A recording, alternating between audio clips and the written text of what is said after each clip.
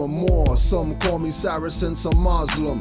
Europe had some dark age issues, I solved them. Using more science, I'm stating the obvious. Rapper drone stepped up from Kush to Molly blunts. Unawakened, unconscious, unaware Moors won't accept the fact, plus you looked up Blackamoor. Moors the custodian of Kemetic Nubians, carrying the marvelous light, the path Negroes to Nubians, saying I'm a Moor, not colored or black. I'm a Moor, Seti or Enki, they can't change that, cause I know their hands don't extend past Allah's wisdom. I'm a Moor, no doubt a contradiction.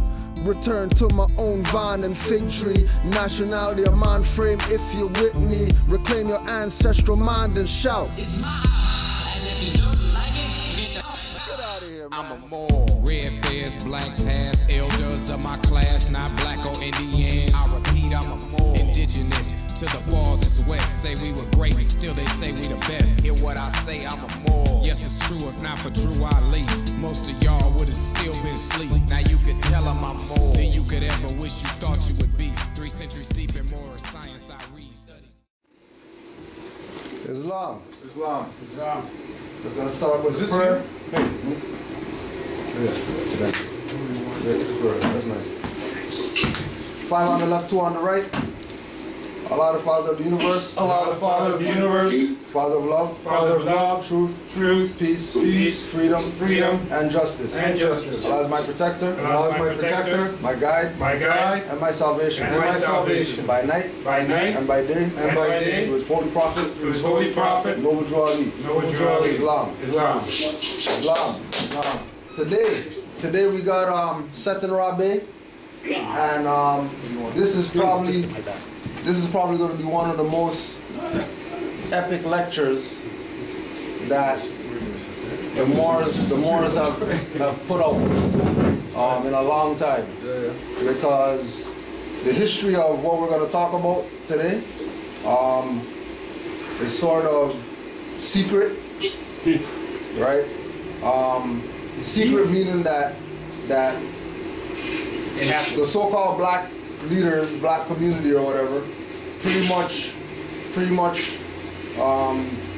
left these people out to dry, pretty much, because they don't even talk about these people.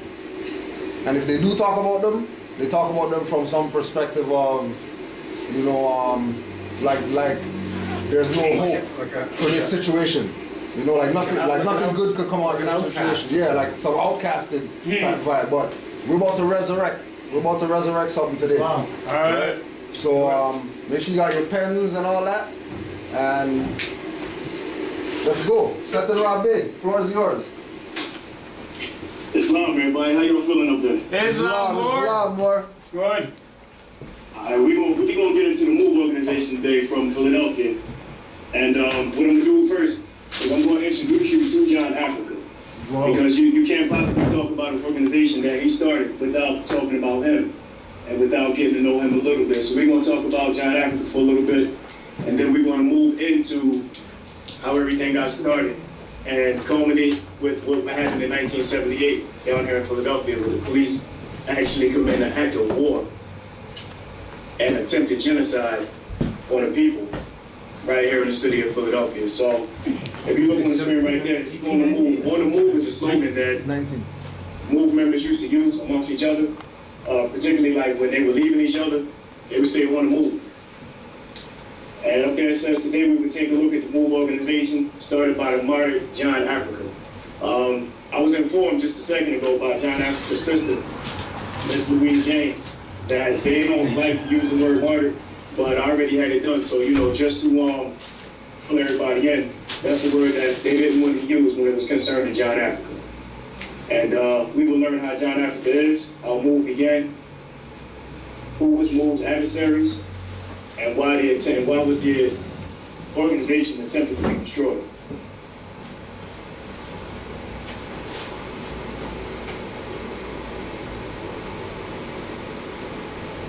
Born in Philadelphia, the fourth child of Lenny May and Frederick Eugene Liebhardt, he will grow to be one of the most important men of our generation. Affectionately known to his family and friends as Benny, he was classified as a child as functionally illiterate, uneducable, and backwards after the 5th grade. This was a man who grew up not knowing how to read, not knowing how to write. And by today's standards, not even by today's standards, but just by the standards in this country, in the United States, if you don't have a high school education, if you haven't been educated, so-called educated by their school system, then you're not educated. Here was a man right here, as we said, who they said was illiterate, uneducable, and backwards by the 5th grade. He was enrolled at a school called E. Spencer Miller, where the so-called dumb children went. Now, for this man to be a so-called dumb child, he sure stirred up a lot in the minds of the politicians in the city of Philadelphia. But as I said, just because you're not educated in the so-called school systems in North America, because we know that Canaanland is a part of North America and it's all one big place, they're saying that you're not educated. They say that you're not smart. If any of you ever read Maya Angelou's autobiography, she asked the question, who would be the most intelligent person? Would it be the farmer or would it be the man with the college degree? That's a question I'm not going to answer. That's a question for y'all to ponder on. And just think about it. Who actually would be the smarter man, the farmer or the man with the college degree? Who would be able to survive better in the world if he absolutely had to?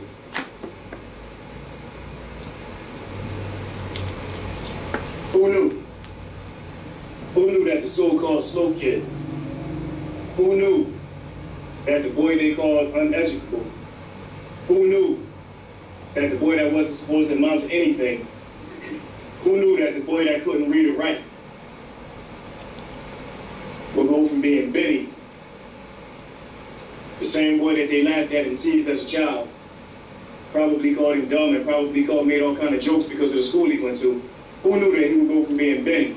And that's a picture of him from a book called Louise Africa, Childhood Untold Until Today, by his older sister, Louise James. That's him at age 24.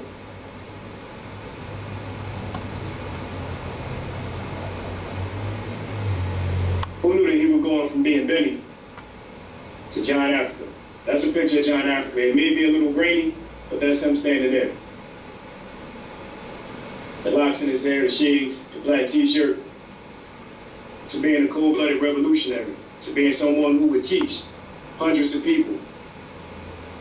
Way back in the early 1970s, he was teaching hundreds of people, and here we are today, 2014, still talking about a man who was murdered in 1985, talking about his philosophy, talking about his teaching, talking about his strategy. Who would ever think that somebody who they said couldn't read and couldn't write and was a slow child would ever grow up to be a philosopher, a revolutionary, an icon, a figure in world history, to a man murdered by the Philadelphia Police Department? When I say a figure in world history, it's sad that a lot of people in the United States and in Canada, specifically North America, don't know this story. They funnel so many different stories to you as a child. They tell you about this, they tell you about that, but they don't tell you about the genocide that happens right in your backyard. They don't tell you about true revolutionaries. They teach you about who they want you to know about, the good guys, the nice guys. Or they'll tell you that Louise Africa wasn't a good guy, he wasn't a nice guy. But we're gonna find out if he really was. Myself, I beg to differ. Let's fast forward to the early 1970s. Benny, who grew up not knowing how to read or write, was fast becoming Louise Africa. He would turn out to be one of the wisest men the world had ever known. Able to see through the system we live in and made perfect sense of it as he broke it down for the true failure of the people that it actually is. Each one of us know whether we've been to prison, we know somebody who has been to prison or who has been to jail. We know people who actually are in jail and they should be in jail for what they've done, but we also know people who have been locked up and who hadn't done the crimes that they've been blamed for. I was given paperwork by Ms. James, and they talked about over 200 men who were released from prison after DNA proved that they were not guilty of the crimes that they were accused of. If I'm not mistaken, it was somewhere around 287, and that was only here. I'm not talking nationwide, that was here. 287 people who DNA exonerated.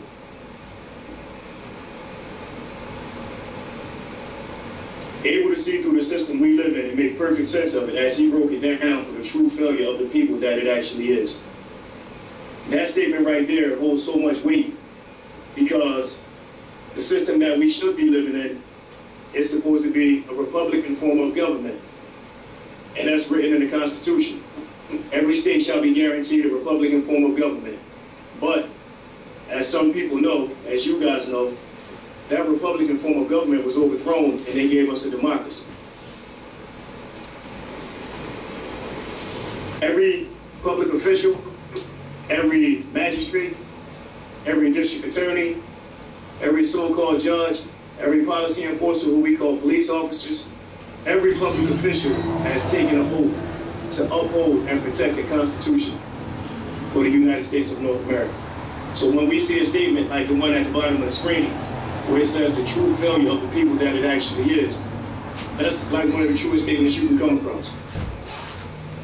And simply because they took an oath to the Constitution that they refused to uphold.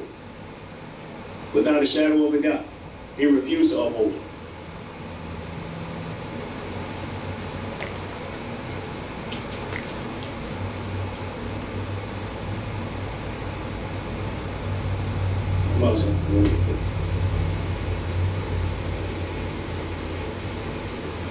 What is the philosophy of John Africa?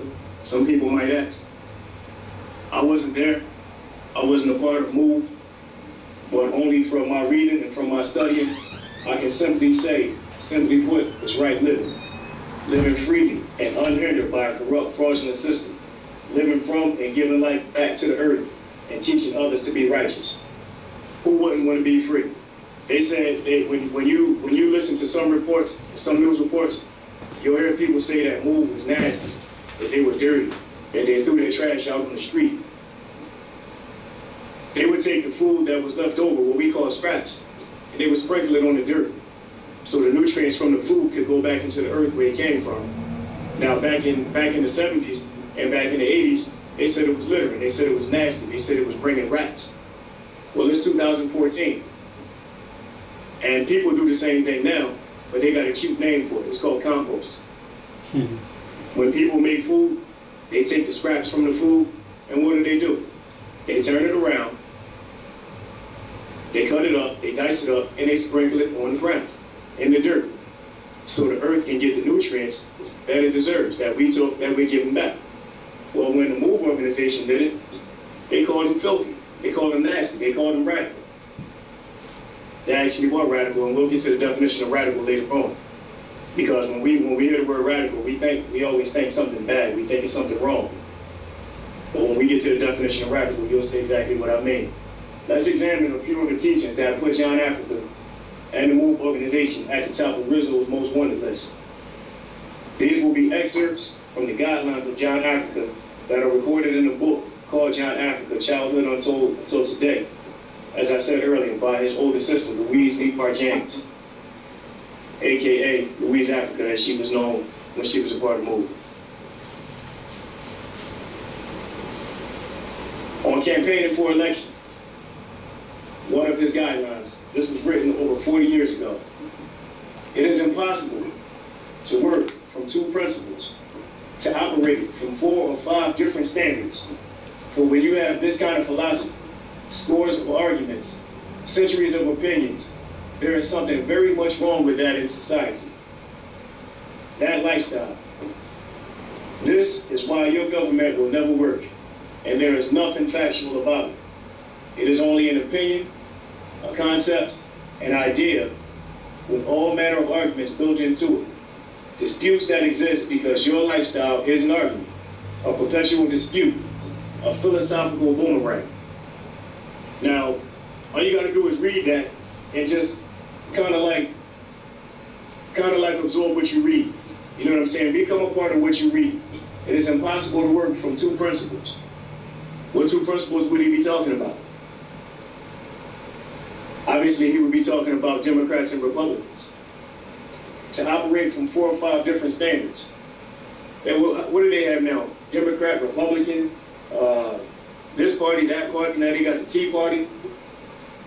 When you have this kind of philosophy, scores of arguments, because that's all they do back and forth, they bicker. And they have us believing that they actually fighting when they all go to lunch and dinner together. But scores of arguments, we want to do this, we want to do that.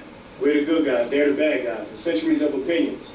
It's been going on for years, ever since they overthrew the Republican form of government and gave us the nonsense we live in now. It says right here, this is why your government will never work, as there is nothing factual about it. That's not foreign. That's not foreign at all.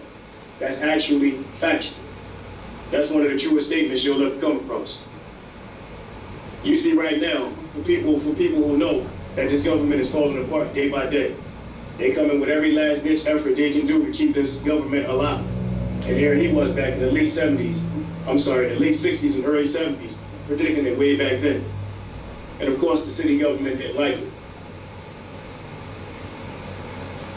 He said a perpetual dispute, a philosophical boomerang, talking in circles, just going back and forth, over and over, the same thing, over and over, every time somebody's in office to get elected. More and more nonsense. That was the campaign for election. That was written over 40 years ago.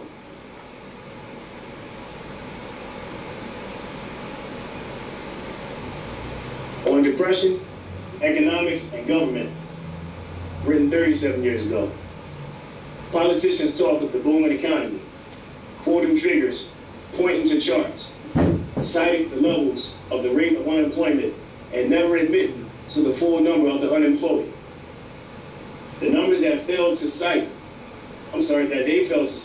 the gangsters, the hustlers, the alcoholics, the drug addicts, the so-called organized criminals that ain't no different than the politicians. For if the numbers reflected all of these people that are not legitimately employed, there will be thousands more on these unemployment rolls. If you think about it now, I don't know what the unemployment rate in the United States is right now. But just imagine if they actually added all of these people, the hustlers, the drug addicts, the gangsters, the alcoholics, people who don't work, people who probably never have had a job.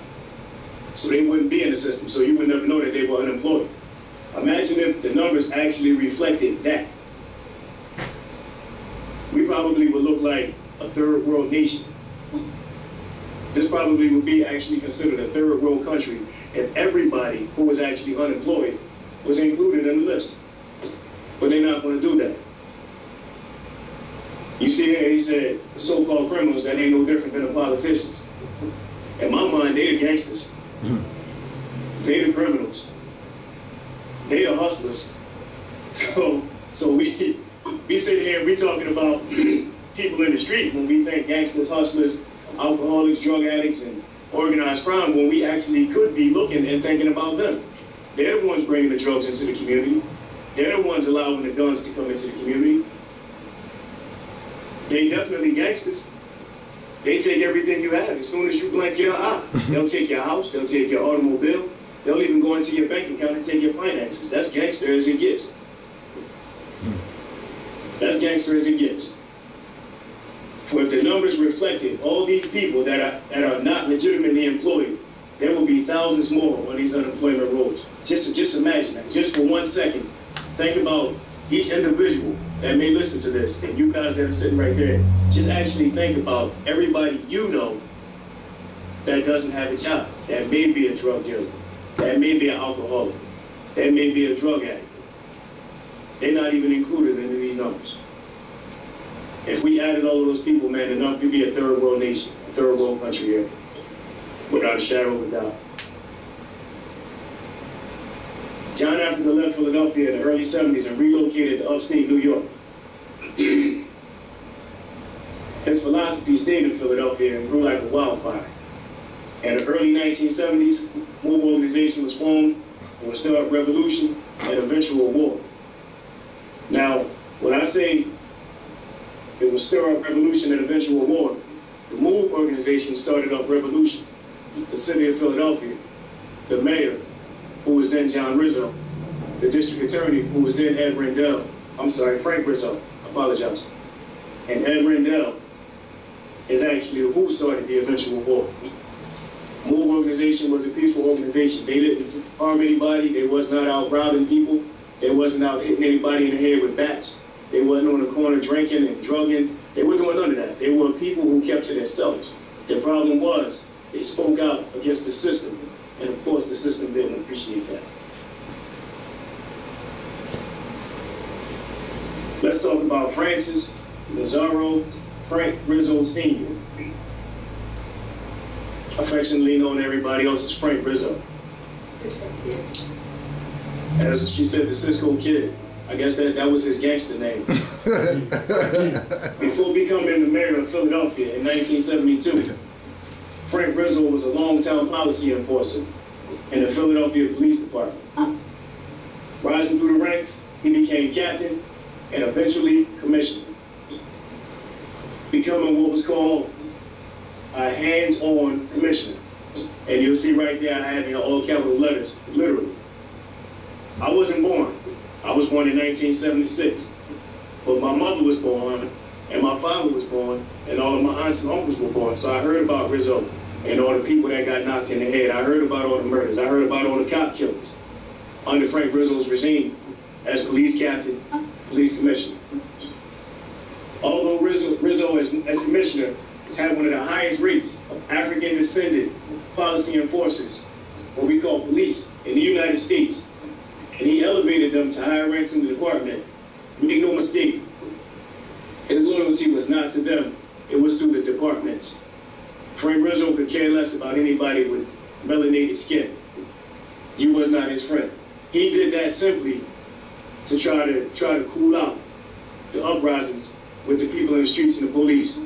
He even attempted to put one melanated officer, one melanated cop and a European cop in the same vehicle and patrol the streets just to try to calm people down.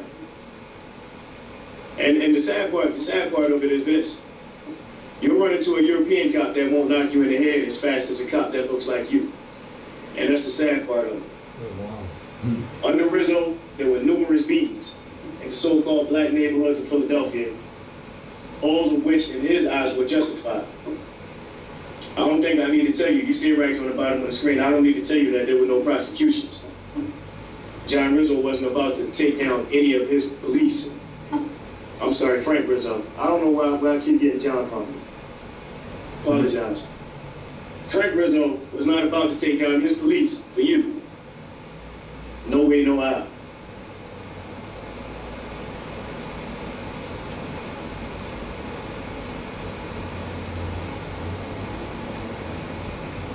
For instance, one of the most well-known actions taken by Rizzo's police were the raids on the Philadelphia offices of the Black Panther Party for Self-Defense on August 31st, 1970.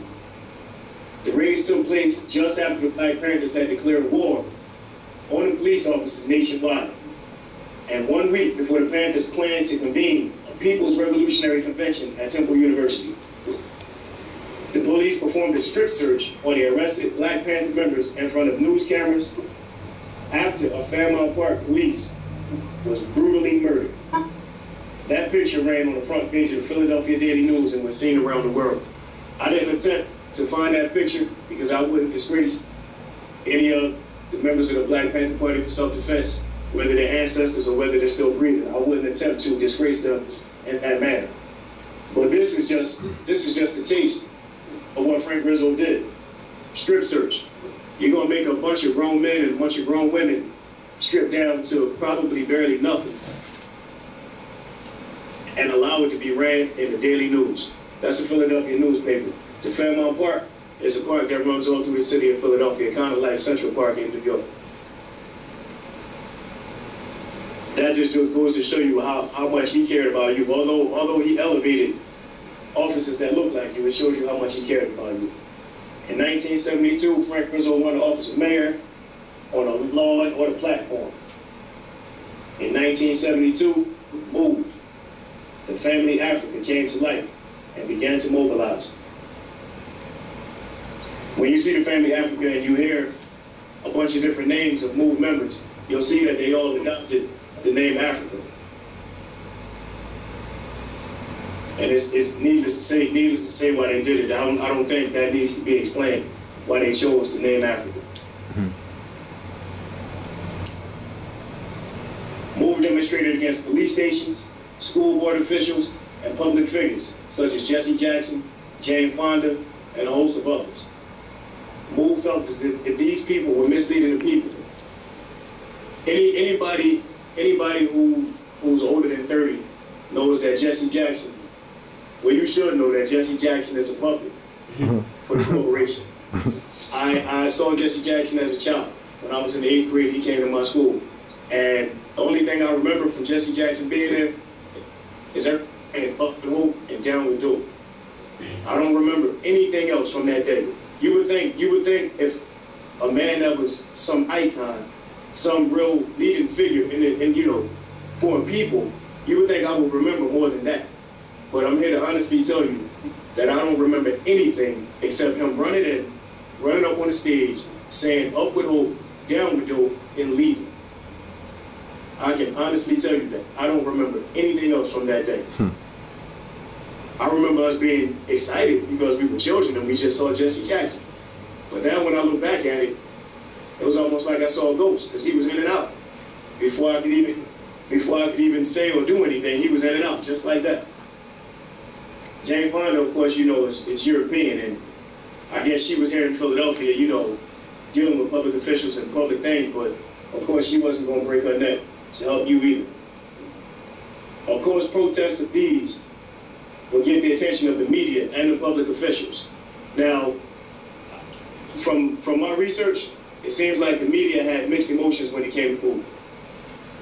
You had some people in the media who just called them a radical back to nature group, probably without talking to any of them, probably without spending any time with any of them, or probably without even getting to know anything about any of them.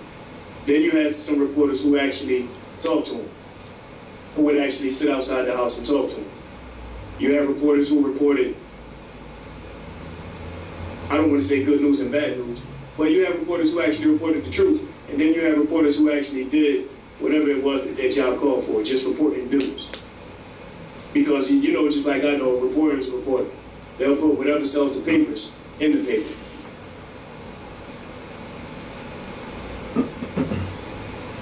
Words in the Philadelphia media, Move is a back to nature group of radicals.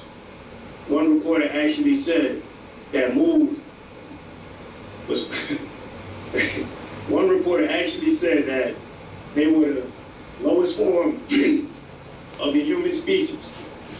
Now, what would be the lowest form of the human species? Well, you know, I mean, you can kind of put that in perspective. The lowest form of the human species.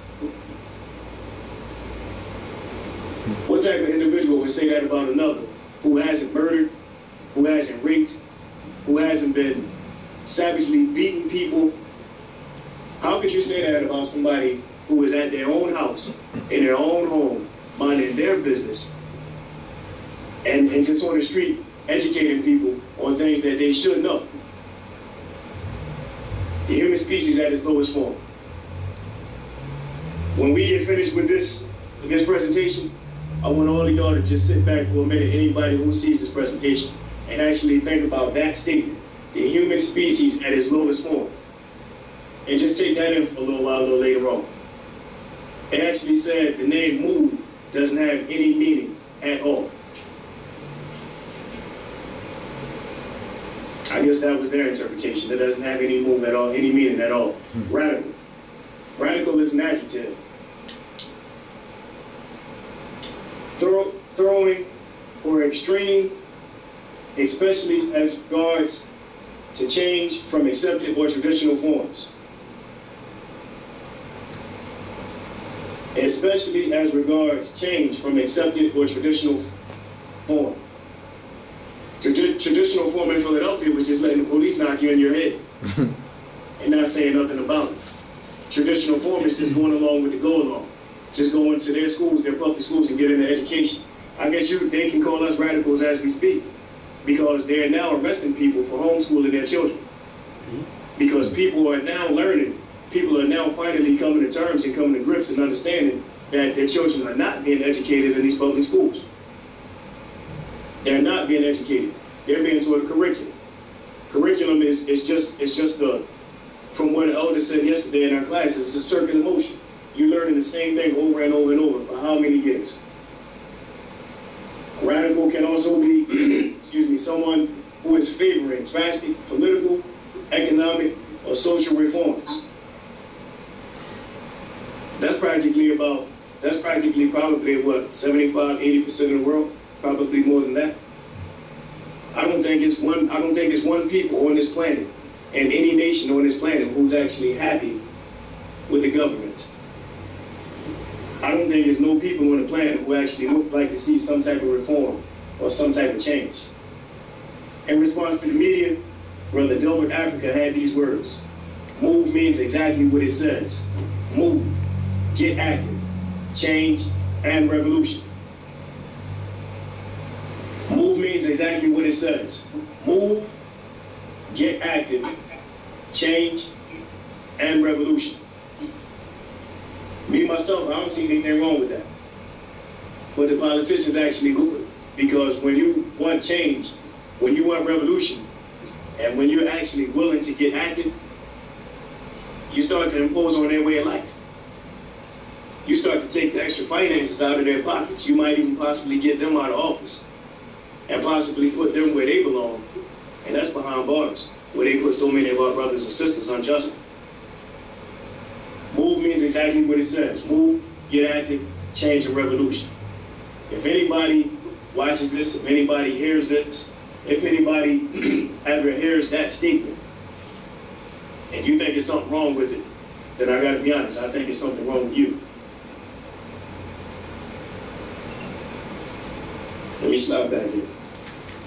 Louise Africa quotes John Africa. The MOVE organization is a powerful family of revolutionaries, fixed in principle, strong in cohesion, steady as the foundation of a massive tree. And as I told y'all, she's actually sitting right here with me.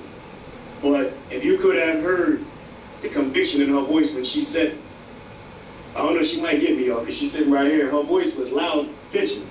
But when she said it, you actually felt it, because I wasn't in the room when she said it, but I watched the video. And from hearing her say it in the video, I got chills. But I wasn't there. Somebody speaking with that kind of conviction is absolutely serious about what they say. So when she said that MOVE organization is a powerful family of revolutionaries, she meant it. When she said that we're strong in cohesion, she's saying we can't be broke. You can come in here, you can knock him in the head, you can knock her in the head, we're gonna stand right back up and we're gonna get right back at your chest. They didn't back down from the police, they stood up to the police. The problem was there were so many more police and so few of them. The police had guns and nightsticks. And y'all, excuse me, you remember that movie Gangs in New York?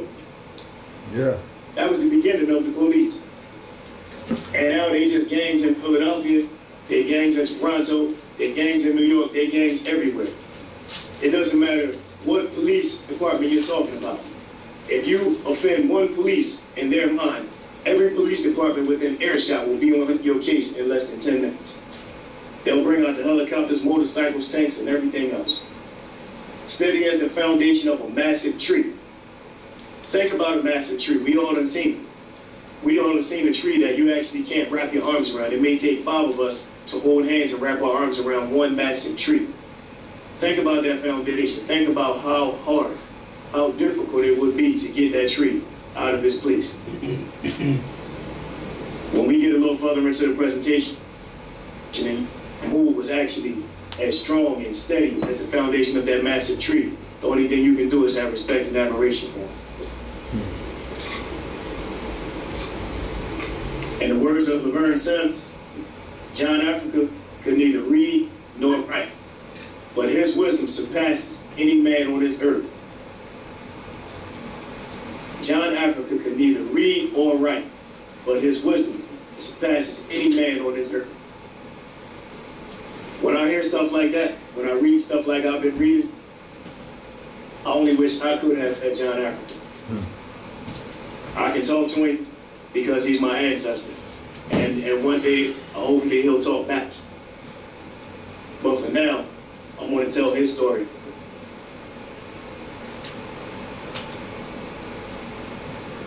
I'm almost speechless because when I talk, I'm sincere when I talk. I only wish I could have met a man like that. I've met people with PhDs. I've met people with doctorate degrees. And you talk to them and sometimes you can't even have a normal conversation.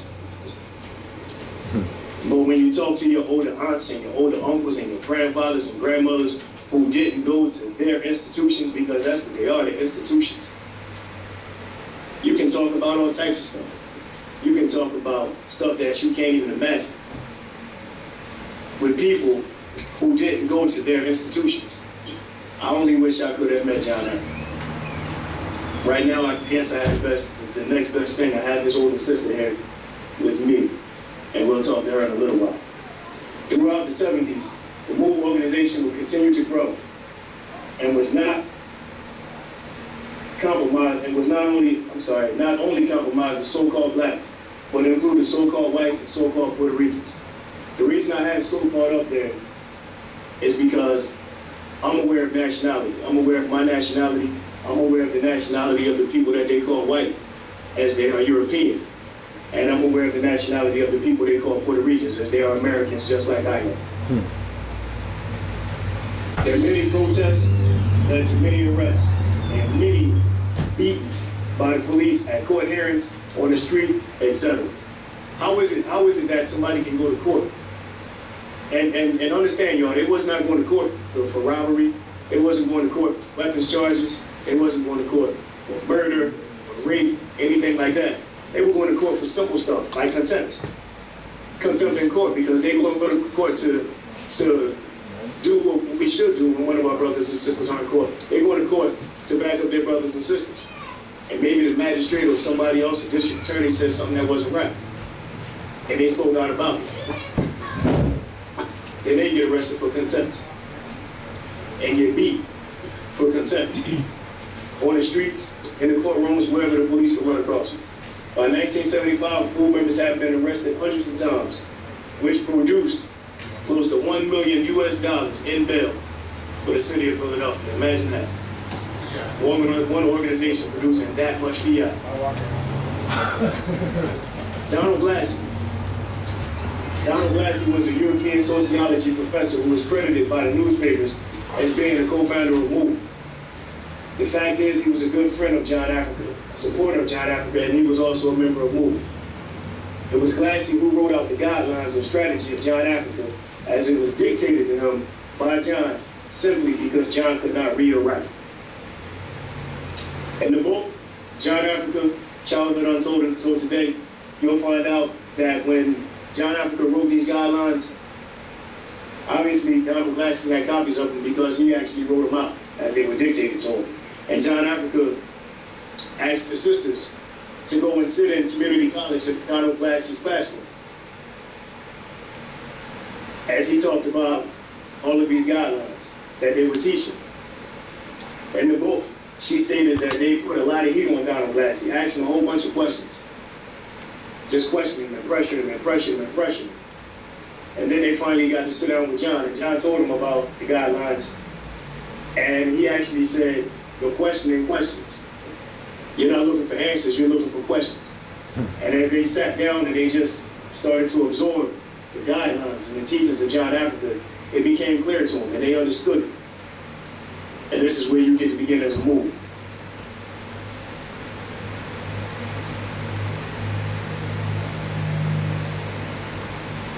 We just want to make it clear to everybody that Donald Blassie was not the co-founder of MOVE. MOVE will continue to defy the system, and in turn will continue to be beat and arrested. Through the unlawful and unjust beatings and arrests, they stayed strong and continue to enlighten people. They defended each other in court, and when wrongfully jailed, they go on hunger strikes. That's almost kind of like what Mahatma Gandhi did back in India years ago. When he felt he was being treated unjustly, he would go on hunger strikes. On one instance, Delbert Africa, Gerald Africa, and Conrad Africa were jailed for contempt. Neither man ate for 28 days and went 15 days without water until their eventual release. By the way, the frivolous charges were dropped. and they were released. They were released the day before they were supposed to go to court. They knew the charges were nonsense, and all they can do was just hold them for as many days as they could. 28 days without food, 15 days without water. Imagine if these men had just happened to perish in prison, in jail, in the Philadelphia City County Jail. Imagine what the headlines would have read then about the city and about the mayor, Frank Rizzo.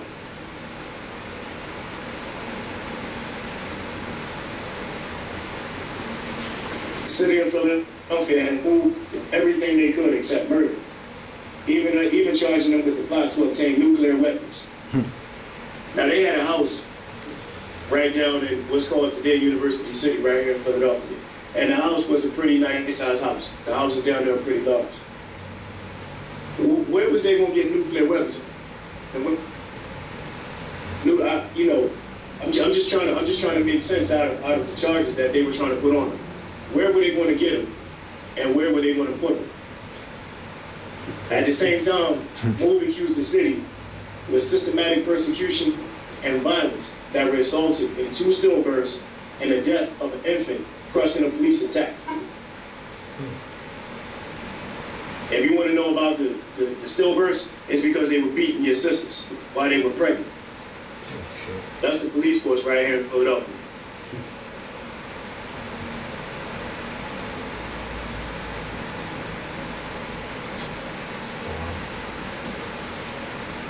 May 20th, 1977. Move secured their home by carrying loaded weapons to protect their family, saying no longer will we be beaten or intimidated by the police without a live response.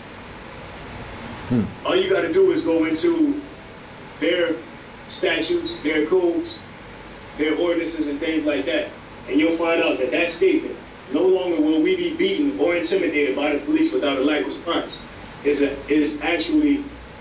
not law, it's not constitutional law, but in their statutes, codes, and ordinances, it's law. You have the right to defend yourself against the policy enforcers and anybody else alike. They stood outside of their home with automatic weapons because the police came to their home with automatic weapons. You imagine this. Imagine somebody come to your home and start beating on pregnant women. Not even pregnant women, just women alone. To beat on your children, to beat on you. Eventually, you're going to have to take a stand. You're going to have to. And if you don't, then you're going to perish. Move refused to perish. From this point until its demise, the Move headquarters located in the Powelton Village, section of Philadelphia, presently called University City, will have constant police and media surveillance. Every day, they had police standing outside, posted up on roofs, sandbags. They were actually out there ready for war. And of course, the media is going to be out there. They want to report it all. Every last little bit. Truth, fable, however. They want to put it in the papers. Move support. During this time, as Move spoke more and more about the injustice system, they gained more local support. Although the media wrote the people were against them, and some were, you're going to always have some people who just don't agree with what it is you're doing. The majority of the people supported the cause. If you watch any videos on Move, you can go to YouTube and type in Move Philadelphia and a bunch of videos will come up. And you listen to the testimony of the people in the neighborhood. They didn't hate them. They didn't dislike them. They wasn't calling them dirty. They wasn't calling them nasty. They were in the same boat the people in Move were. They wanted the police and the media just to leave them the hell alone. They had their house. They had their dogs. They had their family. And they lived the way they lived. When you listen to the news, all you hear about is rats, rats, rats. I kept hearing all this stuff about rats, all this stuff about rats. I live in Philadelphia. I've lived in this city all my life. I'm 38, and I've only seen a few rats. And I'm being honest. And you figure it was said that they had 38 or 48 dogs, something like that in the house at the time. So they had a lot of dogs, 38 to 48 dogs in the house. I don't know if dogs and rats cohabitate. You know, I mean, just off the top of my head, I don't know that they cohabitate, but that's what you got. So although the media wrote that the people were against them, the majority of the people supported the cause. And you whatever revolution you come against, or you come in contact with, you're going to have that. You're going to have some people who actually agree, and some people who actually want change, and you're going to have some people who are just totally against it. Mayor Rizzo previously told Move to vacate their home when he had the police from a blockade so tight that a fly would not be able to penetrate. He was going to have a blockade outside their house so tight that a fly would not be able to penetrate. Well, I just told you a little while ago that Louise Africa said it was steady as a big tree. And they proved it. They stayed put. They didn't go anywhere. I don't know if y'all can see that picture, but that's a picture from a newspaper clipping. It actually says 1,000 police, blockade move. And at the top of the screen, I have this war. There were 23 people living in the house at the time. Now, why is it that they have 1,000 police coming for 23 people? 23 people. About 1,000 midgets? 1,000 police, man, for 23 people. That's beautiful. Yeah, absolutely. Some of them were children. March 16th, 1978. With 23 Move members living at the Powelton Village home. Rizzo, Frank Rizzo, not John, Frank Rizzo. Frank Rizzo sent 1,000 police to form a blockade to stop any food or any water from being allowed to go into the residence. The blockade lasted for more than a month. It actually lasted for 55 days. They had 1,000 police on the street forming a blockade so nobody could get in and nobody could get out for 55 days. Now the people who lived in the community, of course they had to get through there. They actually had passes. They actually had passes that they had to show the policy enforcers, the police, so they could come through. Now, anybody who knows anything about history, if you go back to Nazi Germany, people actually had to have passes, so they wouldn't be thought to be so-called Jewish people. They actually had to have passes so they wouldn't be apprehended. And that's the same tactic that Rizzo employed right here in Philadelphia, Gestapo, like they were SS troops. It didn't work though. This move stayed put. They never left the house. 55 days and 1,000 police, and never left. They stayed right there. If you can't see this newspaper clipping, that's from the Evening Bulletin. It says Rizzo urges whites to join hands. Rizzo attempted to fuel the fire between the blacks and the whites. He actually urged them to join hands. Join hands in what? Nobody was doing anything to them. Nobody was trying to take their jobs. Nobody was doing anything to their children. Nobody was going into their neighborhood, stealing anything from them. So why is he urging them to join hands? For what? What's your cause? What's your purpose? What's your reason? The reason is just simply hate, just to fuel a fire so they could come against the Move organization. Right here it says Rizzo's aim, equality for whites. Well, equality for what? You telling me the Move organization had better jobs than the people down in City Hall, than the European people in City Hall? You telling me that they were going to take Arundel's district attorney job? You telling me they was going to take Frank Rizzo's mayoral office? Equality for what? This is what ran in the newspapers. This is how he fueled the fire. As far as Rizzo was concerned, on the move front, it's a waiting game. They were going to wait it out. And you see they did that 55 days, and then they finally packed up and they split. If this picture is blurry, it says the police set up shop. During that 55 days, they actually set up on top of rooftops. They set up in the windows in apartment buildings. This is a police sitting right here. And these are bags in front of him, sandbags. Almost like he's setting up for D-Day. Now, there's 23 people in that house. And I'm not mistaken, I'm not sure how many children. But regardless of how many children, why you got 1,000 police on the ground, and why you got even more police on rooftops and hanging out of windows with bags in front of them, like he's waiting for return fire. They didn't come down there just to get these people out of the house. They went down there for war. That's war. When you look at any movie, any war movie, you see this. They was ready for war. That's what they went down for. They didn't go to talk. This newspaper clipping says, if it's a shootout they want, got. Blank. So you can fill in the blanks. If it's a shootout they want, then what they saying is it's a shootout they'll get. If it's a shootout they want, it's a shootout they'll get. Now, a few minutes ago, we talked about whole organization sitting outside their home with weapons. You didn't hear me say nothing about no police getting shot.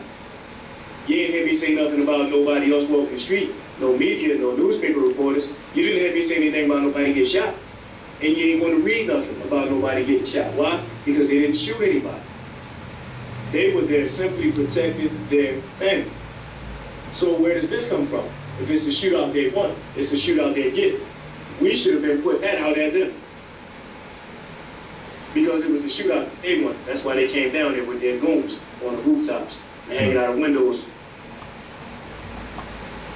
But on May 9th, 1978, the MOVE organization surrendered their weapon and agreed to a search of their home. The city decided after the search that MOVE had 90 days to vacate their home. This was a supposed court order. They went into the house. They didn't find trash all over the place. They didn't find feces all over the place. They didn't find dead dogs all over the place. The place wasn't unlivable. So why they gotta go? Why you gonna tell somebody they got 90 days to vacate their home and give them a supposed court order? For what purpose? Did it have anything to do with the house? Was the house the problem? Or was MOVE the problem? It's a question we can sit around and ask ourselves. A flat-out threat. MOVE or else. City tells MOVE.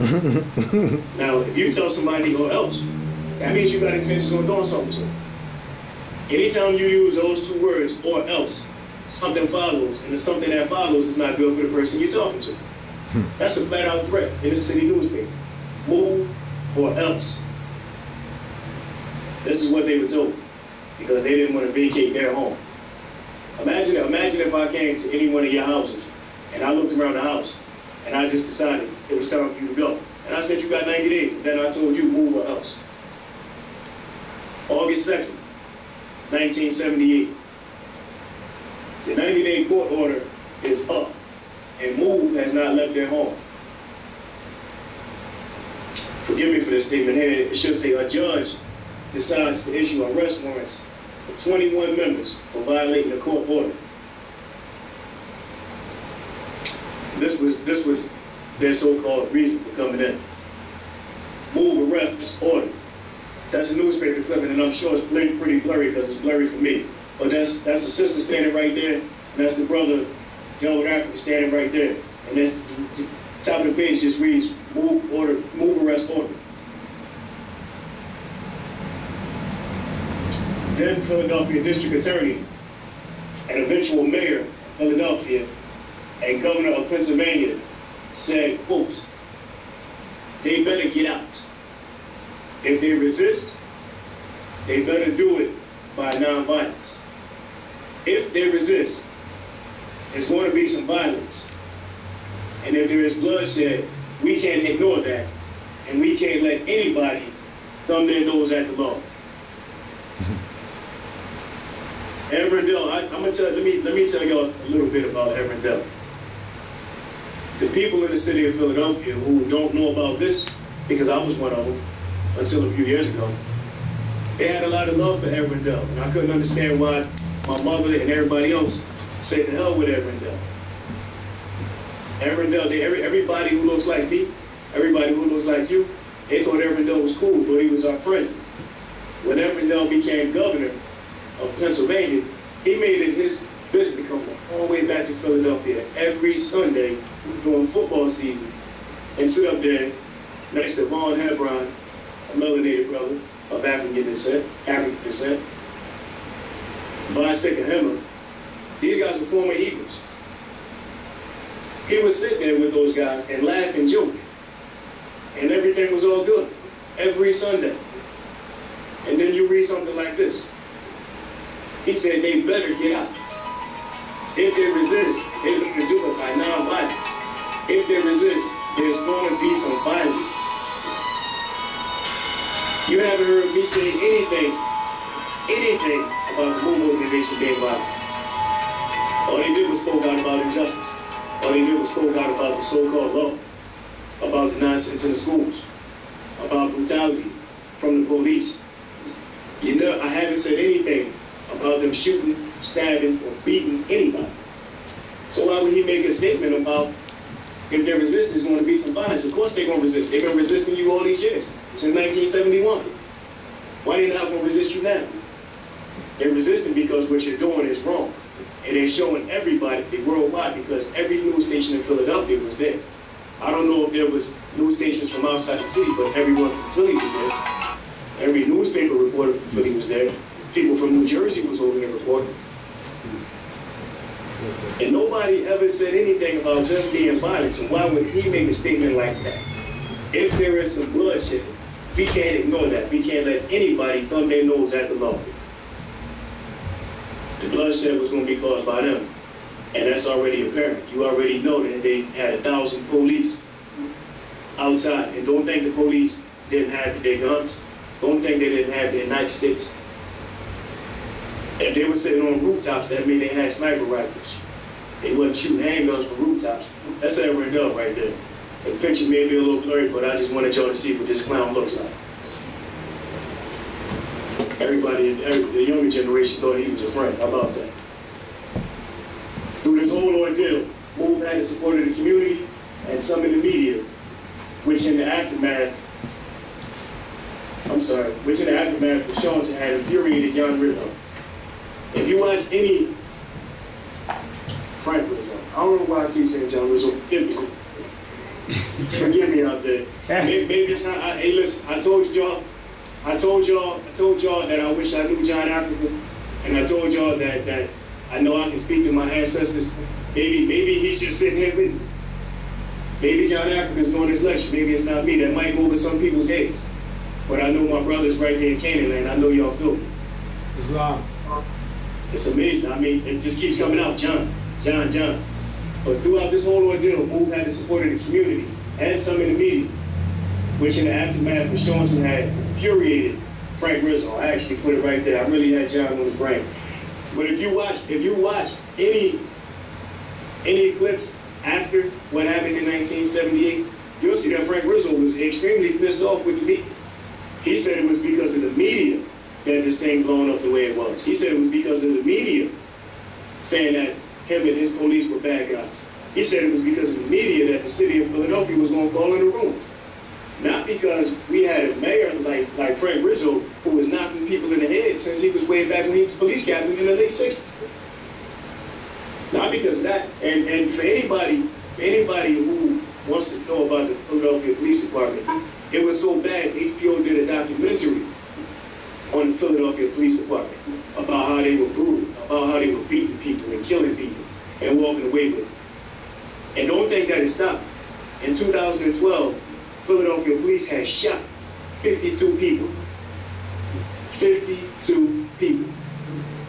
It's almost a person a week. None of them went to jail. Rizzo was to the point of war now, readying up the police to go into MOVE headquarters, and in his own words, this is actual television clip. It's nothing I read. He actually said, "We'll drag them out by the back of their necks." He actually said they would be taken by force, children and all, no questions about that. Now, if I hear that, I'm not speaking for anybody else, I'm speaking for myself. If I hear that, I'm already on guard. Already on guard. When you're talking about dragging me out by my neck, that's one thing. But when you're gonna start talking about dragging the babies out by their necks, when you and this is what he said. The video clearly said that we will drag them out by the back of their necks. They will be taken out by force, children and all. No question about that.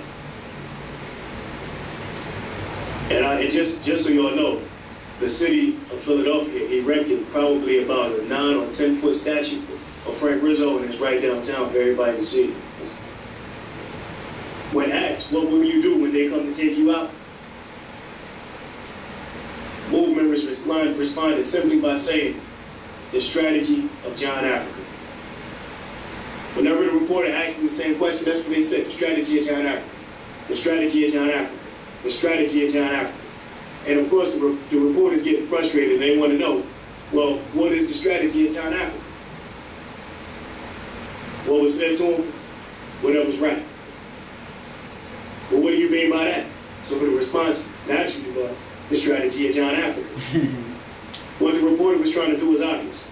The reporter was trying to get one of the MOVE members to say, if Frank Rizzo comes in there and attempts to drag me or my children out by the neck, we're going to kill him.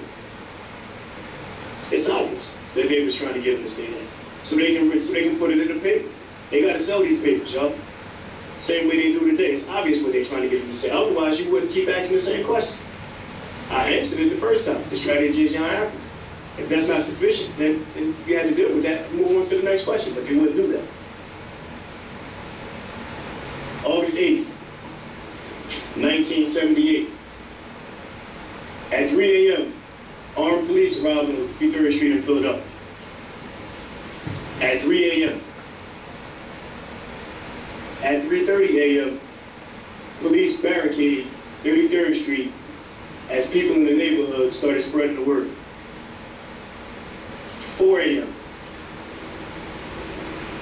Over a loudspeaker, MOVE announces the police mobilization. Imagine being in the house, y'all, at 3 a.m. when you should be sleeping, when you should be resting and relaxing, maybe getting up, take your children off to school the next morning. Maybe getting up, take your mother to the doctor the next morning. Maybe getting up, going to work. And you come outside and you see God knows how many police out in the street. This is the second time that they sent the army of police, because that's what it is, an army. When you're going to send hundreds or thousands of men, that's an army. When you send them and they armed and they got battle helmets on it, they got battle armor on it, they got shields, they got all this stuff to protect themselves, that's an army. That army is ready for war. At 3 a.m., y'all. At 3:30, the police barricade 33rd Street. They ain't let nobody on and they ain't letting nobody off. 4 a.m., MOVE letting them know. Waiting for your nonsense. We still ain't going anywhere.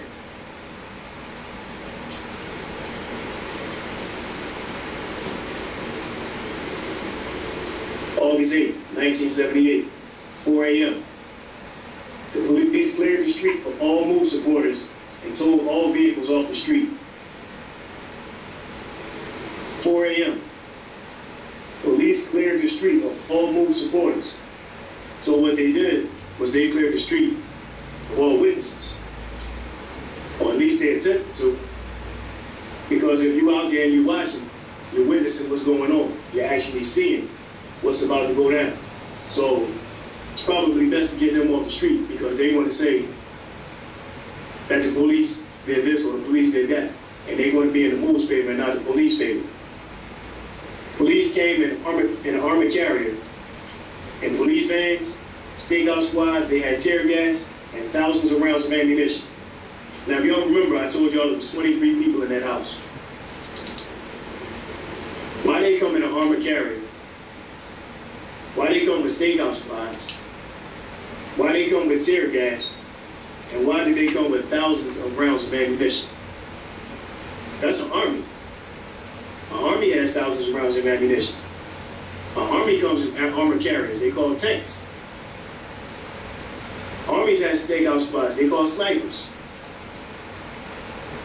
They showed up with all kinds of automatic weapons. They showed up with 50 calibers. A 50 caliber is a sniper rifle. A 50 caliber is good for a distance of 1 mile. 1 mile.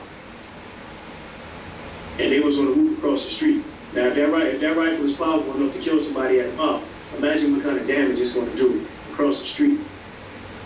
This is what Move had to endure at 4 a.m. in the morning. August 8th, 1978. Police were staked out on the ground, staked out on rooftops, and nearby apartment buildings. At 6 a.m., Police Commissioner Joseph O'Neill, using a bullhorn, ordered Move to vacate the home. And of course, they refused. Now, this guy, Joseph O'Neill, just from the few small clips I've seen of him, he was just as nasty as Rizzo was. He could care less about you. He can definitely care less about Move. But his attitude was just as nasty and just as cold and heartless as Frank Rizzo was. He actually told the media the same thing that the media printed about them, that they were the lowest scum on earth, because they were saying good things about Move and bad things about the system, about the mayor, about the police commissioner and police. At 6:10 a.m., on orders of Frank Rizzo, a bulldozer was brought in to tear down the fence put up outside the house so the police could get in. Now, the fence that was put up around the time that I'm assuming it was put up around the time that they sat outside with the weapons. And this was to prevent the police from coming in and doing whatever they wanted to them. To prevent the police from coming in and just dragging them out the house and beating them. They put up a fence, a barricade outside the house to protect themselves. And at 6:10 a.m., on the orders of Frank Rizzo, a bulldozer came in to tear down the fence that was put up to protect his family so the police could go inside. Imagine that. Imagine a bulldozer on the block in the city. That's something. Still on August 8th, at 6:30 a.m., a cherry picker is used to knock out the wooden slats used to protect the windows. They also put wooden slats over the windows. All this is to protect themselves. So they used the cherry picker to knock out the wooden slats. At 6:55 a.m., the police entered the house. At that time, all Move members went to the basement. I wish I could have put clips from the videos on there so you could actually see how many police actually went into that house. Oh, I mean, you're talking 23 people, and it's cops going in and out, in and out, in and out, in and out. So the first wave of them came out and said there was nobody in the house, and then the rest of them figured that they went into the basement. So at 7:20, what do? They go get the bulldozer, and they bust out the basement window. This way they can get to everybody that's in the basement. Now, 8:10 a.m., high-powered water hoses were aimed in the basement to attempt to flood Move out. Imagine being in the basement with your wife and your children, and you got water hoses being shot into the basement, and the basement is filling and flooding with water. That was 1978. That was only, what, 15, 16 years after what was going on in Montgomery? The water hoses being put on people down there, the only thing they didn't do was come with their attack dogs and send the dogs in the house home. But to show up with an army, with a bunch of Gestapo troops in blue uniforms, and to take a high-powered water hose and to try to flood people out. Move members had to hold their children above their heads to keep them from drowning in the water. 8:15 a.m., shots rang out. Now, you can assume that the shots came from Move. You can assume that shots came from police. But that's not what the witnesses said. I'm talking people that were out there, people that were on the street. I'm talking about actual news reporters that were actually there. They said those shots came from my house across the street. They said people were across the street yelling obscenities at the MOVE organization, at the MOVE headquarters. They said those shots came from across the street, not MOVE. MOVE didn't say this. These are not the words coming from MOVE. This is eyewitness testimony from reporters and from people standing on the street. By the accounts of reporters and witnesses, as I just stated, the shots came from across the street from his home. Now, as soon as the police had shots, you know what happened. They returned fire. But not at the house across the street. They opened fire on MOVE. Which is what they came to do in the first place. That's why they showed up with thousands of rounds of ammunition. They didn't intend on a peaceful demonstration. They didn't intend on a peaceful demonstration because the Philadelphia police doesn't have a peaceful nature. That's been shown throughout history. When the shooting subsided, there were 2 police shot. 2 police shot. 1 police was dead. That was policeman Rank. He lay dead on the sidewalk from a bullet that went in the back of his head and traveled downward on a downward trajectory.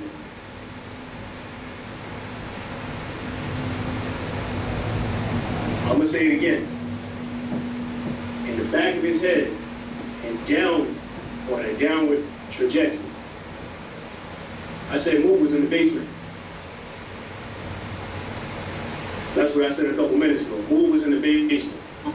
Now, if MOVE was shooting,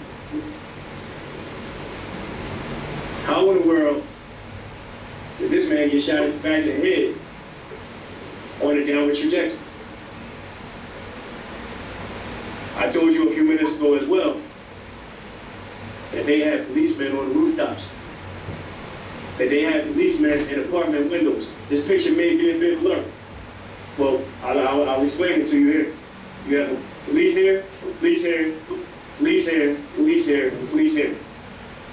This policeman was taken into the wagon. He's alive. The policeman you see laying right there is policeman Rank. He's dead from the shot in the back of his head. In the back of his head. In the back of his head on a downward trajectory. Eventually, one MOVE came out of it all, only to be arrested, taken into custody after the police declared war on them. That's what that was. All you gotta do, think about, when you think about war, think about what's been going on with this United States. Think about what they did to Muammar Gaddafi. Think about what they did to Saddam Hussein. Think about what they did, or what they say they did, to Osama bin Laden. They go in with a hell of a army, with the Marines, and they go in firing. They went in firing. They went in firing. Luckily for all the MOVE members, they were staked out in the basement. None of them caught any fire. When Delbert Africa emerged from the home with his hands in the air, when you get a chance, just Google Delbert Africa. When he emerged from the basement with his hands in the air, on 2 different accounts, one account said that he had a gun in his hand.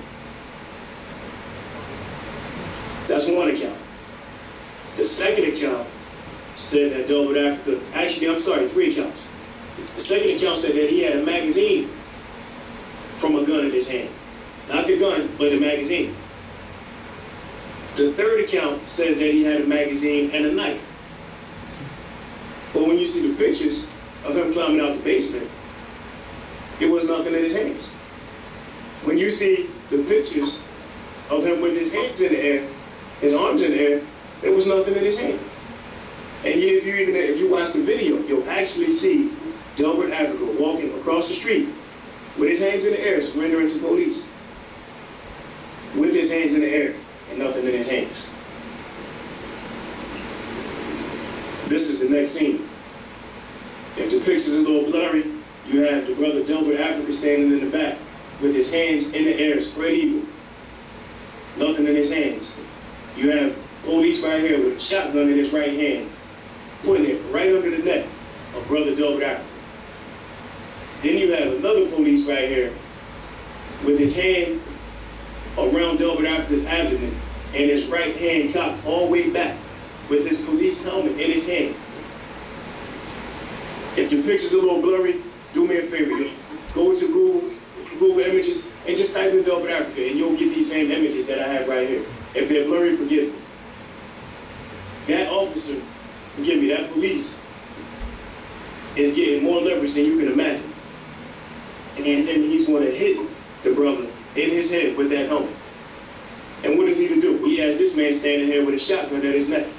So he actually has to sit there and watch this man cock the helmet back, swing it, and eventually take the blow upside his head.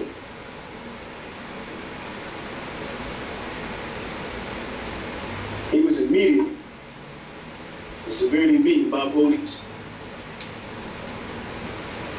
If these pictures are a little blurry, as I said a second ago, forgive me. You have the police sitting right here holding the brother by his locks. His locks were pretty long. And then you have another police standing back there ready to kick him. And it wasn't just Easter. A few more of them joined in as well. You know how they are. They got to join the party. They can't just let all their brothers have all the fun. You'll see here the brother being dragged by his locks. From this picture, it looks like he may have been laying back, and the police grabbed him by his hair and dragged him back the other way. This is all on organization. I'm quite sure this picture is blurry because I'm looking at it and it's blurry to me. But what you see here is a mugshot of Delbert Africa. I'm supposing it's from when he was arrested. His eyes closed, his nose is swollen, his mouth is swollen. Both eyes closed, nose probably broken the way it looks from the clear picture. But as I said, do me a favor and go to Google Images and just type in Delbert Africa and you'll get these images. They beat the hell out of that man for what? He didn't come out, he didn't attack anybody. Nobody in that house attacked anybody. So why did he deserve to be merciless, to be beaten? Come on. Why did he deserve that? Why did any of them deserve what they deserved? Why did they deserve for the Philadelphia police to show up 3 o'clock in the morning, barricade the streets? Why did they deserve a bulldozer knocking down half their house at 6 in the morning? Why did they deserve a water hose shot in the basement to drown them out, flood them out? Why did they deserve any of that? Simply because they spoke out against injustice? Is that fair? It's not fair at all, but that's the system we live in. After they beat Brother Delbert Africa, after they had taken everybody else into custody, you see the police right here mounted on horses. There's the police right here mounted on a horse, 2 of them right there mounted on horses. What they did was they rode through the neighborhood. And they started beating people's asses. They started to go into people's homes, knocking them in the head with nightsticks, beating on them. For what? They wasn't moved organization people. So if you already got everybody for move, if you don't hold them off in your police wags and you done already beat the hell out of them, what you beating the hell out of us for? That's the Philadelphia police, y'all. That's the Philadelphia police, y'all. They went into people's homes. They didn't knock on the door, they went in. And they beat people, children, women, and everybody alike. You catch a couple of the videos and you'll see them sitting around giggling and laughing like it was a joke, like it was a game. Don't think this stopped in 1978. That of them going in and dragging everybody out, beating the hell out of the brother the way they did, knocking everybody else in the head, what happened?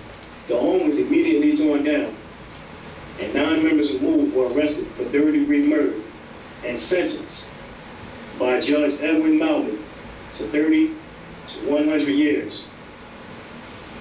In short, that's life in prison. 30 to 100 years, that's life in prison. Why did they tear the house down? What was the purpose of tearing the house down? They asked Frank Rizzo, why did you tear the house down? You know what Frank Rizzo's comment was? So they wouldn't go back in. It's their home. It's their house. Why can't they go back in? Now, correct me if I'm wrong, but is that called tampering with evidence? Is that called tampering with evidence? Supposedly, we were shooting from the basement. Supposedly, these MOVE members were shooting from the basement. Back then, they were able to trace the trajectory of the bullet. That's how we found out that it was on a downward trajectory. If they tear down the house, there's no evidence. There's no proof. People can say what they want. MOVE members can say what they want. The people in the immediate area, in the immediate neighborhood can say what they want.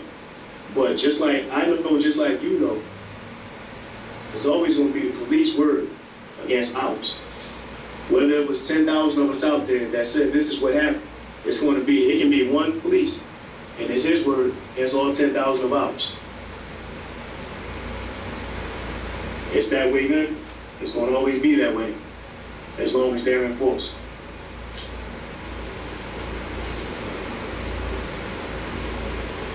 To move 9. The women, the sisters' names, Debbie Sims Africa, Janet Holloway Africa, Janine Phillips Africa, is it Merle or Merle? Merle Africa. The men, the brothers, Charles Sims Africa, William Phillips Africa, Delbert Orr Africa, Michael Davis Africa, Edward Goodman Africa. This is the move 9. This is the move 9. These are the people who were unjustly taken from their home, beaten, probably within inches of their lives, thrown in jail, and they were thrown in jail for third-degree murder, right? But when the district attorney, Ed Rendell, ran off the charges, he must have listed about 2,095 charges. I'm exaggerating, but you get the point. He was coming up with charge after charge after charge after charge after charge. But they all got sentenced to 30 to 100 years in prison for the murder of police rank, who they shot from the basement in the back of the head on a downward trajectory. Now, if he was ground level and they were in the basement, he was under their feet, he was beneath them, and he was across the street. And he was across the street, and he was facing them. And he was facing them. But they shot him in the back of the head and on a downward trajectory. And that's the story that they're sticking with. When asked, after the trial, when he was asked who shot policeman Frank, the judge simply stated he know. Was that on Abu-Jamal's radio show? Did he say that on Abu-Jamal's radio show? I saw that somewhere several times. Yeah, see, he actually said he don't know who shot policeman Frank. And just so you know, they weren't given a trial jury. That judge was the trial and jury. He flat out sentenced them.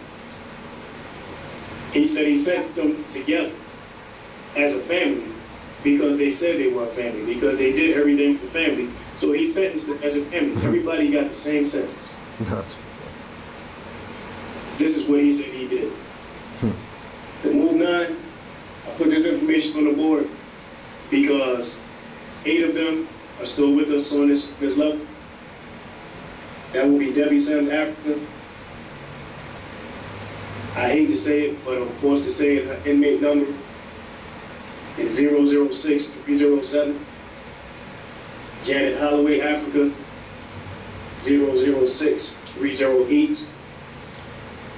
Janine Phillips Africa, 006-309. They're located at 451 Fullerton, Fullerton Avenue in Cambridge Springs, Pennsylvania. The zip code there is 16403-128. Charles Sims, Africa. His inmate number AM4975. William Phillips, Africa, AM4984. Delbert Orr, Africa, AM4985. They are housed at 1000 Follies Road. Follies is Follies, Dallas, Pennsylvania. The zip code there is 18612.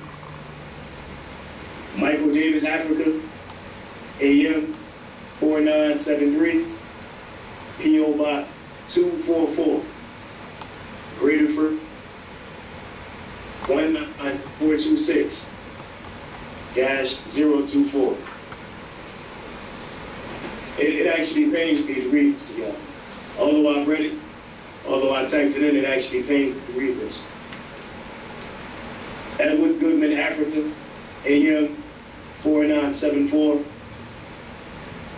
He's housed at 301 Morea Road. Morea is M-O-R-E-A. That's in Frackville, Pennsylvania. Frackville is F-R-A-C-K-V-I-L-L-E. The zip code there is 17932. Sister Merle, Africa, was also unjustly arrested and imprisoned and passed on during her imprisonment, March 1988, after serving 20 years. So unfortunately, she died without seeing justice. The rest of them must have been in prison. After 30 years, which was 2008, they were all eligible for parole. Their minimum is 30 years. They have been denied parole each year that they come in front of the parole board. The reason the parole board is denying them parole is simply because they won't show any remorse for killing policeman Rank. Because they won't admit to killing policeman Rank. Now, if I didn't do it, I can't show remorse for doing it. If I come back to Canaanland and I steal all of your pheasants, then I'm responsible for that. I should apologize to y'all and say, listen, forgive me, I apologize, I stole your pheasants. But if I come back to Canaanland and I come to the temple and your pheasants disappear and I didn't take them, then why would I admit to taking them? And why would I show remorse for taking them? I wouldn't, because I didn't do it. This guy right here, Michael Pottinger, I put his name and his address where he can be reached because he is the chairman of the Pennsylvania Parole Board, and he is located right here in Pennsylvania at 1101 South Front Street, Suite 5100, Harrisburg, Pennsylvania. And forgive me, I didn't put the zip code up there. But this is where this guy can be located. You can write to him. You can write to those brothers. Let them know that their story is still being told. Let them know that you know what happened. You and the sisters as well. Most of y'all in that temple know me. I know how I am. I'm definitely going to reach out to these brothers, but I'm going to reach out to them on a different level. As I stated earlier, I am aware of nationality. I am aware of my nationality, and I am aware that they may not be aware of their nationality. I'm aware that most melanated people in the United States and South America and Canada, Canaanland, and other places in the world are not aware of their nationality. I am aware that we've been labeled Negroes, colored, black, Indian, and a whole host of other things. But what we were never told, excuse me, is that we are the Aboriginal and the Indigenous people of the land that we presently call America. That includes what they call Canada. That includes what they call the United States. That includes what they call Central America. That includes what they call South America. And that includes what's called the Caribbean. It's all America. If anybody confused about that, if anybody who wants proof about what I'm saying, go to Google and type in the OAS, all capital letters. That stands for the Organization of American States. And you will find that every place that I just named is an American state.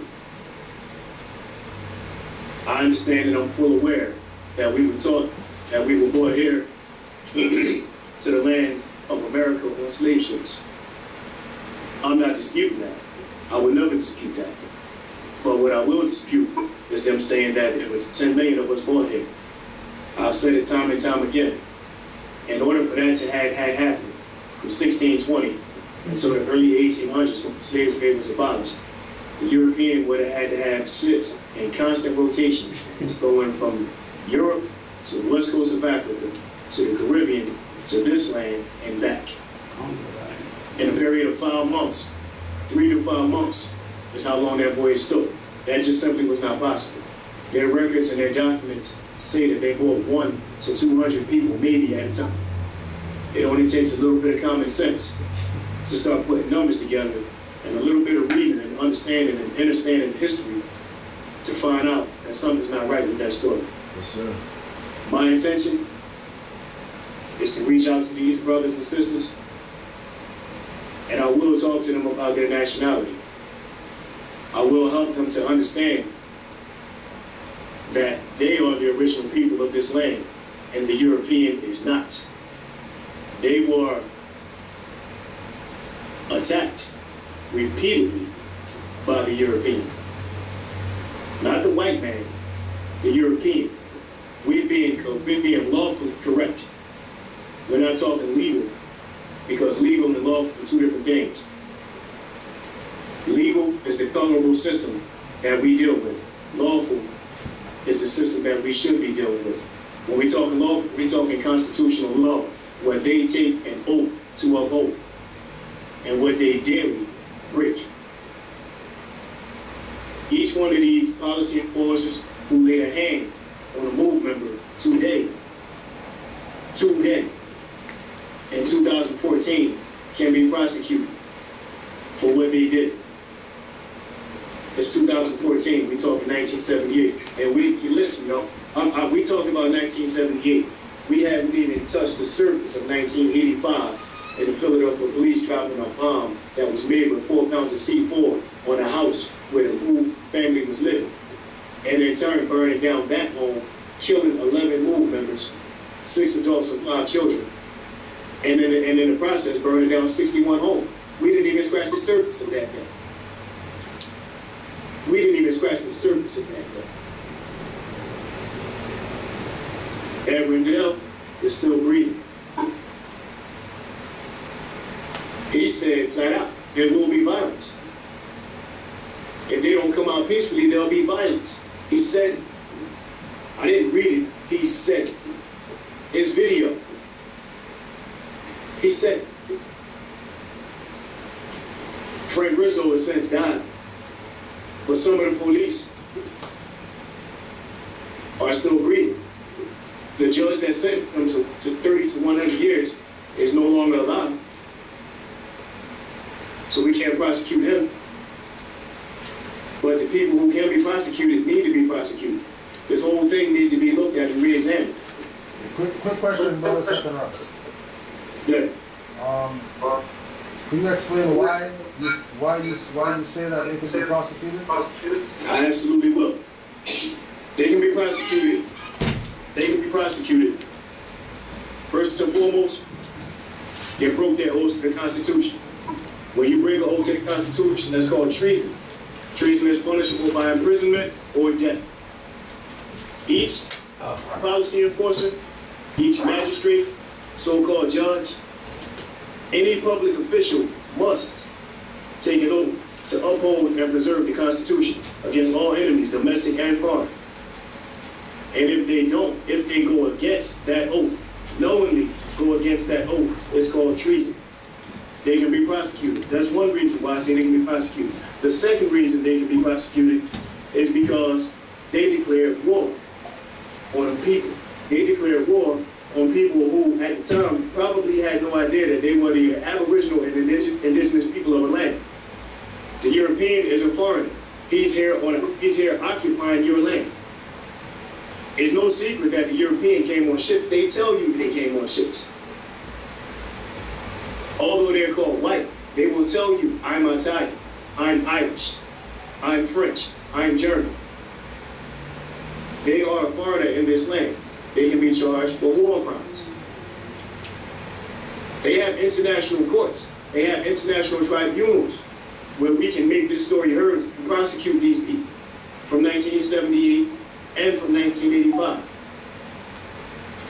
There are international courts because what we're talking about are international matters. We're talking about Europeans who attacked Aboriginal and Indigenous Americans. You're talking about war crimes. For the Move 9 that we just talked about, the people who were unjustly imprisoned and sent to jail for 30 to 100 years, that's called human trafficking. It's called kidnapping. It's called kidnapping, human trafficking. Those are international war crimes. Well, okay, another question. If all those people had, did all of them have lawyers? If you had lawyers, how come the lawyers today are taking that position that you're talking about? Their lawyers, they had lawyers. Did they have lawyers or did they use public assistance? All right. Sister Louise said they had lawyers. Their lawyers would not take that position because the lawyers are part of the Bar Association. The Bar is an acronym. British Accredited Registry. They work for England. It's simple. It's not simple. It's not common knowledge, but it's knowledge for people who study. They work for the system. And even if they didn't have lawyers, if they have public defenders, the public defenders work for the same people that's prosecuting you. You can bet your bottom dollar they go to lunch together after you go up the river. So when you put it all in a nutshell, you're talking about a bunch of foreigners who work for a foreign organization, a foreign corporation in your land. And everything that I'm saying, I can back up. I would never come on air and say something that I can't prove or that I can't show you a fact to back up. You're talking about European immigrants in your land, America, technically known as Northwestern Mexico, and they're occupying your government, and they overthrew the government that was set up for them, which is the Republican form of government. All you gotta do is listen. I pledge allegiance to the flag of the United States of America and to the republic for which it stands, one nation, under God. I didn't say to the democracy for which it stands. I said to the republic for which it stands. That's documented, y'all. That's not me being emotional. I may sound emotional because I am. Because going through this, as many times as I've seen it, and as many times going through it right now is different for me. It's totally different for me. You understand? What we're talking about is international war crimes. What we're talking about is human trafficking. You have 8 people in prison as we speak for a crime that was never proven that they committed. There was no weapon found. There was no weapon. And from my research, the slug that they pulled out of policeman rank was the same caliber that they was using. The same caliber that they was using. You're talking about Aboriginal and Indigenous Americans being attacked on their own land, on their own soils, by foreign Europeans. If the Supreme Court of the United States won't hear the case, then we take it to the International World Court. We make it an international matter because that's simply what it is. That's simply what it is. I don't know about you brothers. I don't know about people who may see the video. My intention is to get in touch with these men and these women and talk to them. It's either they'll accept it or they won't. But they will know that I, Setenra Bey, told their story. And it's going to make a wholehearted attempt to reach them, to teach them about their nationality that I know they wasn't taught about. To teach them that we were called black, that we are not black. Black is an adjective. It describes a thing. We are people. We are nouns, person, places, things. Black is not a noun, it's an adjective. It describes us. We're not black. We are the natural people of this land. And my intention is to reach these brothers and sisters and talk to them and teach them everything I can and put them in a position to make this an international matter. Any questions for me, from you guys, before I bring on Sister Louise? Yeah, well, this question kind of includes her.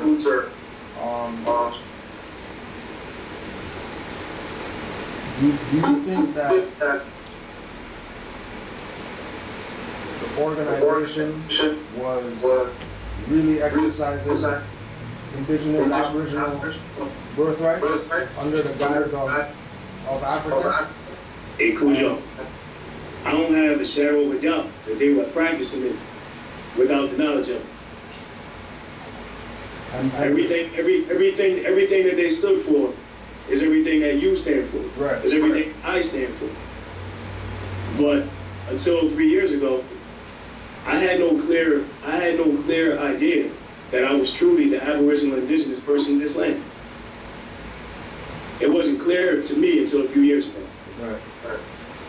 But I've always been the way I am, the same as them. So I had no doubt in my mind that they were acting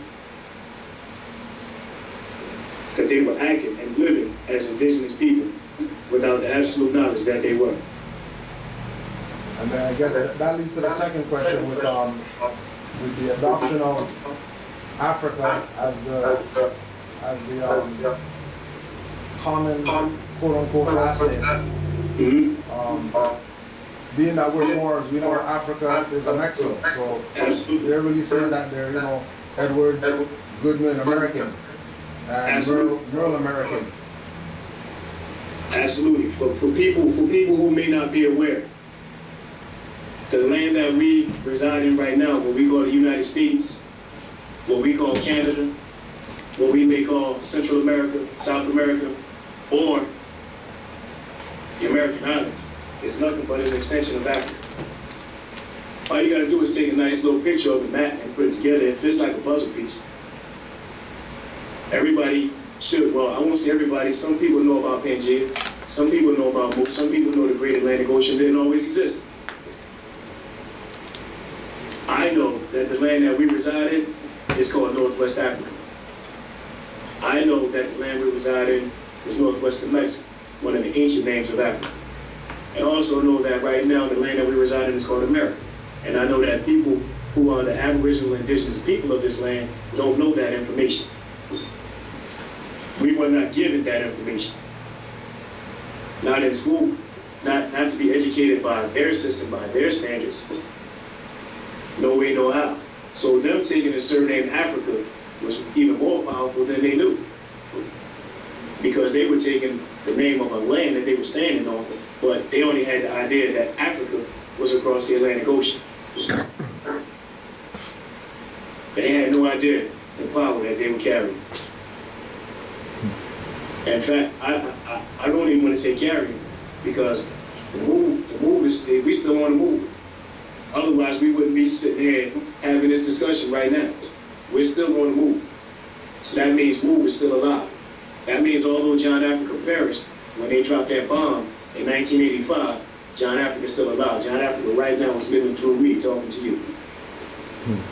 John Africa right now is living through his sister, who is sitting here in my living room, ready to talk to you. So without a doubt, bro, I think they had the science within them and just didn't have complete knowledge of the science. Any other questions? But no, we're good right now. You good right now? Yeah. All right, I'm gonna take a second. I'm gonna turn. Islam. All right, I'm here now with Sister Louise B. James. Islam.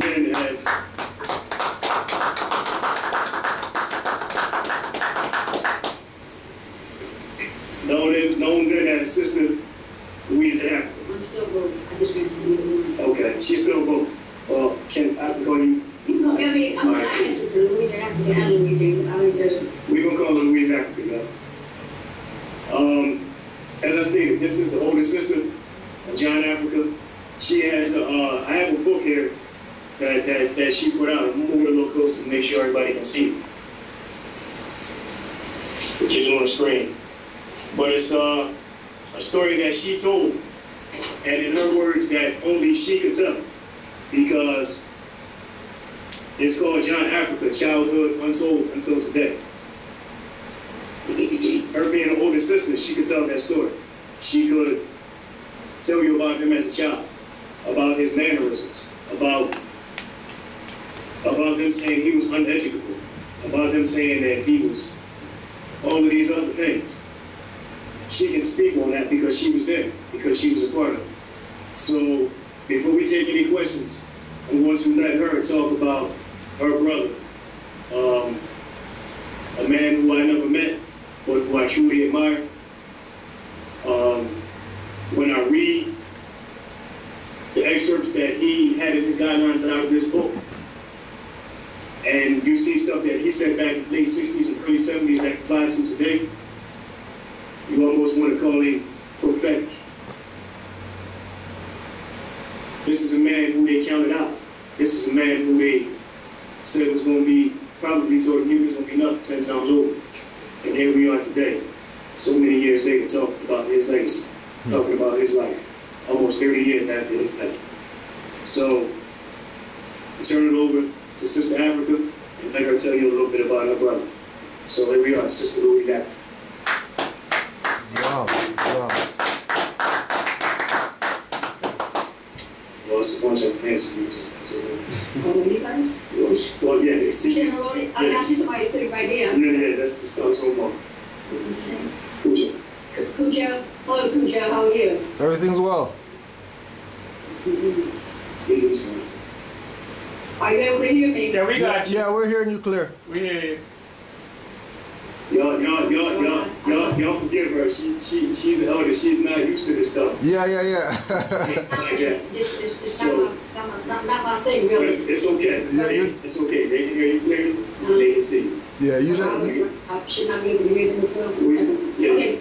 Let me just say that I thank Setenra for having me come over this afternoon to hopefully to speak with you, to see kind of exchange of views, all of that. The book that I wrote, that he's talking about, I wrote it because it was absolutely necessary. People, including movement members, only came in contact with John Africa as an adult. When he came, when they were known to him, they were adults, and he was an adult as well. However, nobody knew him, not even movement members. They're reading this book as movement members, the same as you're learning about as Canadians. Are they Canadians?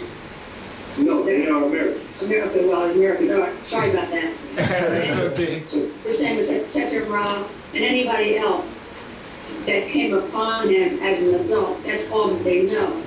I felt that it was absolutely necessary to bring him to you, to the people, as a child, because the news media had painted not only John Africa, but the entire movement organization as just a bunch of crazy maniacs running around, just disrupting everything.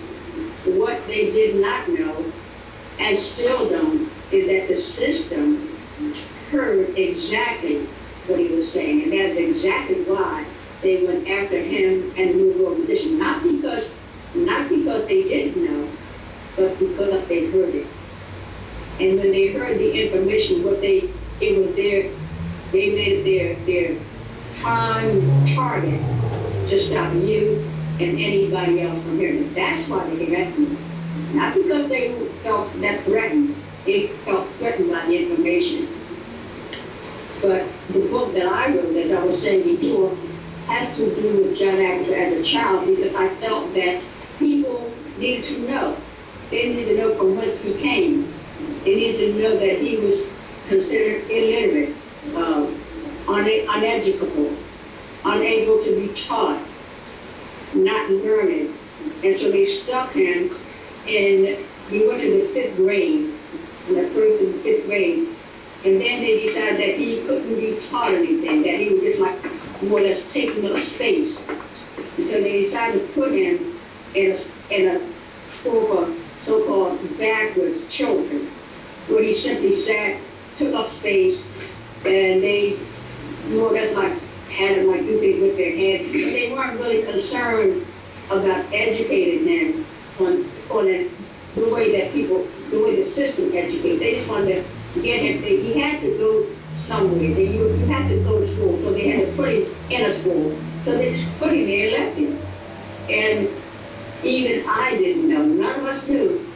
Nope, not even my family. We didn't know really what he was, what his teaching was. We only found that out long after he left school. After he left, he went, he was in the service, came out of the service, he was actually fighting in career, fighting. And when he came out, he still didn't serve at John Africa, but he got married. He, for a while, he and his wife lived together. After a while, he moved to New York. She stayed here, and she never joined him. And so then he came back to Philadelphia after about maybe six years or so. And then he moved into Carlton Village. It is at that point that my sister and I, where we had contact with him on a frequent basis, all of a sudden we weren't hearing from him anymore. We couldn't, I would call and he would say, "How you doing?" As long as I knew he was all right, I was fine with that. But he kind of just dropped away for a long time. Just periodically, just to let us know that he was all right. He would come, he would talk on the phone, and that was the end of it. And then for a long while, we didn't hear from him at all, but we just knew that he was all right. We didn't know, none of us knew what he was doing. And then one night, one evening, back in, we're saying 72, but we didn't really log that date because we had no idea what was going to come out of it. So we didn't pay attention. So we just figured at the early 70s. My phone rang one night, and this excited voice on the other end said, "Louise, this is my brother." I said, "Yeah, how you doing?" He was Benny then. "How you doing, Benny?" He said, "Listen, it's teaching my book, community college." I said, "Book? What book?" He said, just a book. Of course, I'm completely dumbfounded. As far as I'm concerned, I'm still back there with what the school said that he was uneducable, all of that. So I'm not, what kind of book did he write? Anyway, I was questioning him about it. He said, "Well, that's right, just get the Brown and Coop, our other two sisters in this, they're teaching it 3 nights a week at community college." And I was saying, "Well, we just go? We're not students." He said, "Yeah, don't worry about it. It's already arranged. Sociology professor is arranging it, and we just go and we'll tell them who you are, and we'll let you in." We couldn't wait to get down there. He told me, when we couldn't wait, I couldn't wait to call our other two sisters. When I called them, we were very, very anxious to get down to that college, and she had no idea what he was even talking about. When we went to class, the sociology professor, whose name was Donald Glassy, had what became known as the guidelines. And this was what he had written. But Donald wasn't really teaching it. He had it, and he had said that he would teach it, but he hadn't really studied it to the point where he was able to teach it in the way that it should be taught, which is why my brother sent us there. He knew that he wasn't doing it. He would go down there and put in his few hours, then he would come back to what they call, what became known as headquarters, and then he would say to them, you know, how did it go? And he would say, oh, everything went fine. But my brother knew that he really hadn't studied it and wasn't really teaching it. He was simply doing what he said he would do. He introduced us to the class, they would hear it, and all John told them, well, if you write about it, all you have to do is study it well enough to do a paper on it, and you'll get a passing grade. And I believe that it was at that point that my brother, knowing how we are, we ain't going for opium, but he sent us down there, and we literally tore down, we were bombarding him, questioning after, what do you know, what are you talking about? Disputing everything that he was saying when we shouldn't have been able to do it. And the reason we could do it was because he hadn't studied it. And he would get so angry sometimes, he would just turn beet red, stomp all around and just, well, that's all right, what do you get? What do you get? But he was just like, lose it completely. But what it was, my brother, Benny, who we call Benny, he knew exactly what we would do, which is why he sent us down there to want to get him in line. Because he knew we'd be attacking him. We were whipping him natural, but anyway, whipping his backside. Finally, after that, it shut down back to the study where he now go back, instead of just stopping off and just sitting around doing nothing, he began to study the material. At that point, then he started to know a little better. And at that point, we hadn't even told the students. We told them, we said, you know what, we're not going to come anymore. We said, because we didn't come here to disrupt your class, and that's what's happening. We're just coming in and just messing everything up. They begged us not to do that. They begged us to keep coming. They said, before you all came, the class was boring. We didn't know what we were just here. But when you came, it became exciting. And so they said, so we said, okay, we'll come back. So we did. We kept coming back until Don got his head on straight, and we left. We stopped going. It was after that at that time we weren't getting what was called a guideline. What John Africa wrote, it wasn't given to us, that material, deliberately, because then he didn't want to prepare us.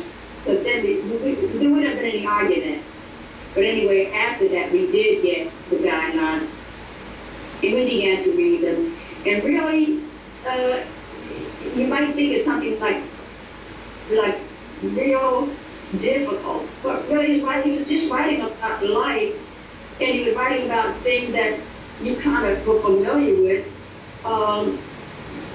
things like going to bed or putting on, or he was talking about how you change up from night clothes to day clothes, night clothes, and the silliness of it, because I mean, just all you're doing is changing clothes from night to day, and a lot of other things that it's really not time to go into. I didn't come here really to go into all of the guidelines, or even to go into the history of the book. I told Setenra that before I came, because that's going to be done, and the one thing I will not do is tread on my brothers and sisters who are planning, who are going to write a book about the history of moves. It would be just like me. I knew what I was going to do, but of course nobody else did. But I knew. But it would have been, had they known, and this might jump the gun, and put something in there that maybe I didn't want, or colored it the way that they wanted. So I didn't come here tonight to talk about move per se, and for the history of it, and nor will I do that, because again, that would just tread on my sisters and brothers who intend to do it. But as far as the book itself is concerned, I did something that I knew needed to be done, because as I said earlier, and I'm being redundant and I know it, but as I said earlier, nobody knew John. When John Africa came on the scene, he was an adult, he was a grown man. And I felt that it was necessary for people to know about him other than an adult. And the only other thing would be his childhood. Nobody knew that. Nobody knew that. And the only people who were able to talk about his childhood we came from a family of 10 people, 10 of us. And there was only 3 of us left, my sister Muriel, my brother Wayne, and me. And my sister Muriel couldn't do it right at this point about his childhood because she was younger. My brother Wayne was also younger. The only person who could do it would be me because I'm older. They certainly couldn't write about him as a child because they were younger than me. But it was necessary to do it just to show people the other side, other than the man that they had gotten used to, had been told about, just kind of knew only as an adult. And I find that as I've written the book, as people have read the book, I was telling Setenra, I can't really assess it because I did my best to write it, and that's all that I could do. But the assessment has to come from the writer, from Serena, from Setenra, from everybody else who has read the book, because it's kind of, people are subjective. I mean, I could write, and of course, as far as I'm concerned, it's good, but I'm saying, what? That book ain't no, I told me that book ain't no good. I mean, I didn't even like it. I didn't know what she was talking about. So I depended on other people, even you. Hopefully you'll get a chance to read it. And I depend on you to let me know if I did something wrong, if I did something worth talking about, if I did that was good. I think I did, and from the feedback that I'm getting, I guess I could say I know I did, because so far there has not been one negative, not one. In fact, there have been 2 levels. Those who have said, I love it, it's great, and those who have said, 3 or 4 people have said they're gonna buy the book, 20 copies or so, and give away because it needs to be read. People have to read it. That's quite a tribute to me, and I really, really am grateful for it because I did what I needed to do with the hope that it would catch on, that it would get the kind of response that it's getting. I didn't know it would, but it has, and I'm very grateful for that. Grateful to the people who gave me that kind of feedback. That's what an author depends on, feedback. Yeah. I mean, people write books and they think it's really, really great. There are people who really can't write at all. They just put something down because they hallucinate that they're writers, and so they just stick something down on some paper and then take it to a publishing company and give it to them so that they can do the editing. I happen to be a person who writes her own work, but I also edit my own work. I approached initially,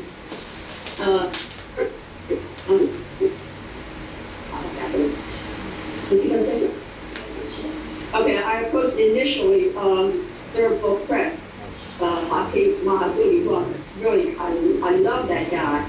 But when I spoke with his managing editor, I could tell that she was enthralled. She was impressed in the very beginning until I said to her that you couldn't touch it.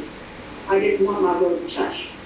And then her whole attitude changed. She went from a really nice, forthcoming, amiable person to somebody who became now not so sure, really not wanting to talk anymore. And I said to her, I said, Gwen, I said, have I offended you? And she said, well, yeah, Louise, you really have. And I said, I picked that up. She said, because I'm an editor, and I feel as though you're telling me my job. I said, no, I'm not telling you your job. I'm telling you my job. And I said, my job is to edit my work. I said, well, you could touch any product, because she began giving me the example about how all she wanted to do was, well, all I would want to do is, well, if I just change so-and-so, I said, Gwen, please understand something. If you change anything, if you change one word, if you change a paragraph, it is no longer mine, it is yours. Anything that you touch, that I have already touched and finished, you have now made it something that you did. It doesn't matter how many words you're talking about. Anything you do to change what I did is no longer mine. Does anybody there agree with me? Can you hear what I'm saying? Yes, Does anybody there agree with that? We agree. Sorry? We agree with you. See, I know that. No, just give me. I want to ask one quick question. When you are going to community college and the students know they want you to stay, did any of those students actually study the guidelines and become more members? Yeah, well, that's just it. No. Yeah, one, there were, I think, 2, Jerry Africa was in that class. Jerry Africa became a movement member. What it is they didn't know they weren't really studying. They didn't know what they were studying. That's what I'm saying now. It wasn't being taught. Donald Lassie wasn't teaching the guidelines the way it should have been taught. So they didn't, and when we left, I mean, so then there was not a semester, and there was no time to go over and, let them now go over what we had already covered. There's no time to do that. Yeah, I wasn't sure if somebody been said that just kept somebody's ear. Well, and they might have called. So I was just trying to find out if anybody. As I said, I think there may have been 2 or 3 people out of the class. One, Jerry Africa, was in that class, and he became a movement member out of that class. And 2 or 3 others came from the class, but they did not become movement members. We had like technical study sessions, and was he ready to Can I ask a question? Yes. So, in regards to his childhood, were there things that you identified that you could see could have been the basis for what he became? What he's saying is, he's saying from John Africa's childhood, were there things that you saw in him as a child that would lead you to believe that he would become the African? No. He was quiet, easygoing, lovable, played just like the rest of us. No, there was nothing. In fact, we really, at the outset, when he was put in that school, it was called the School for Dumb People. And what we did was, if we got mad, we said, you in the OB class. Like kids do. When kids are kids. And when one child gets married with another, they'll say things to hurt the other child the most. Like, you in the OB class. And then our parents, my God, we wish we hadn't said it. But when our parents got through that, we were sorry that we did it. And we would apologize. But it's just like, that's childlike. Children just do things like that. And we apologized for it, and we were sorry that we said it. Because I mean, it is only now, really, as an adult, that I truly realize, that I truly understand.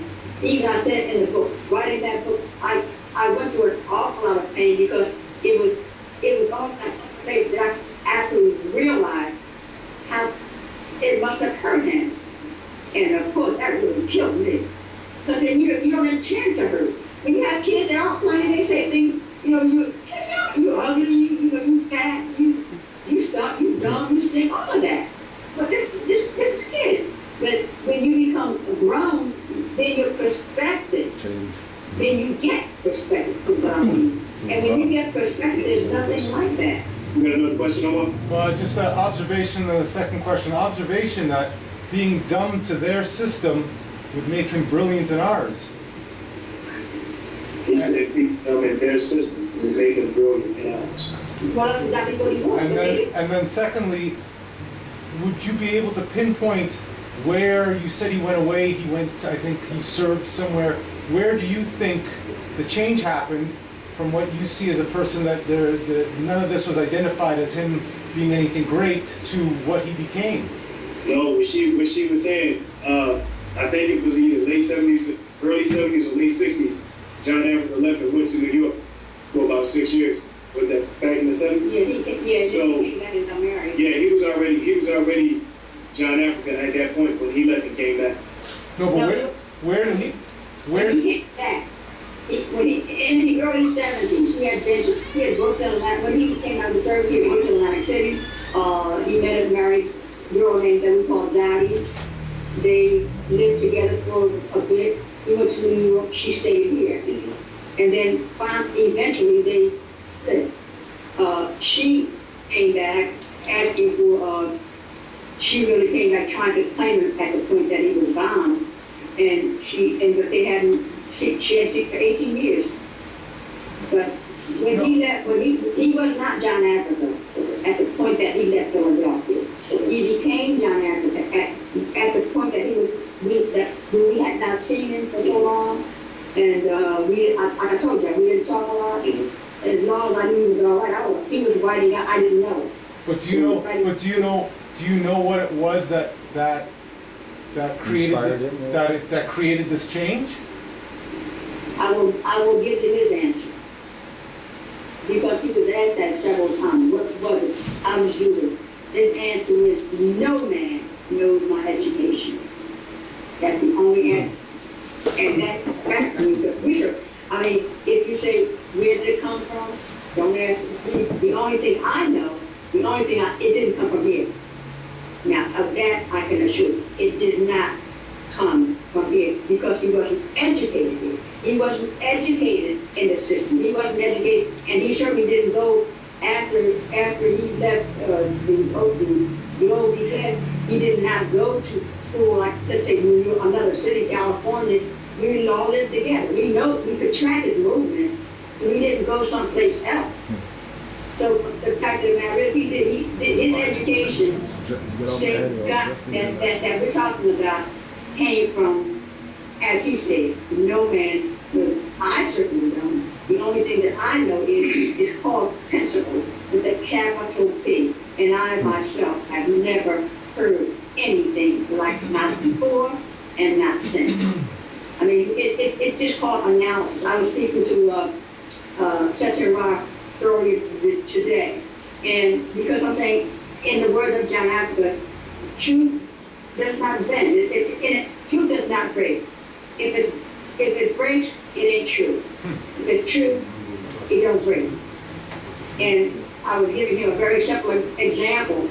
If I were to say to any of you, is it, well, none of you are in California, are you? No, you're not. Okay. If I asked you, is it raining in California, I will ask the brother, Omar. I will ask you directly, is it raining in California? I don't know. That's the same thing you say. It's the same thing that you would say. Why? In fact, I was telling him sometimes when they say, Louise, what are you talking about? I ain't in California. It's raining there for. See, I mean, you get that kind of, and I understand, you know, they think I'm crazy for asking them something like that. When I do know it, they think, oh, damn, there's something a dumb question like that. It's like, what the hell do I know if it's raining in California? I'm right here with you. I mean, you get a simple, I don't know. But you get a realm of answers. Some of them just indignant because they feel like it's a trick question. Why am I asking that? Other than that, it's like he said, I don't know. Now, I don't know is a prevalent answer. That's the answer you get from most people. You know why? Because you don't know. You're in Canada. He's in Philadelphia. I'm in Philadelphia.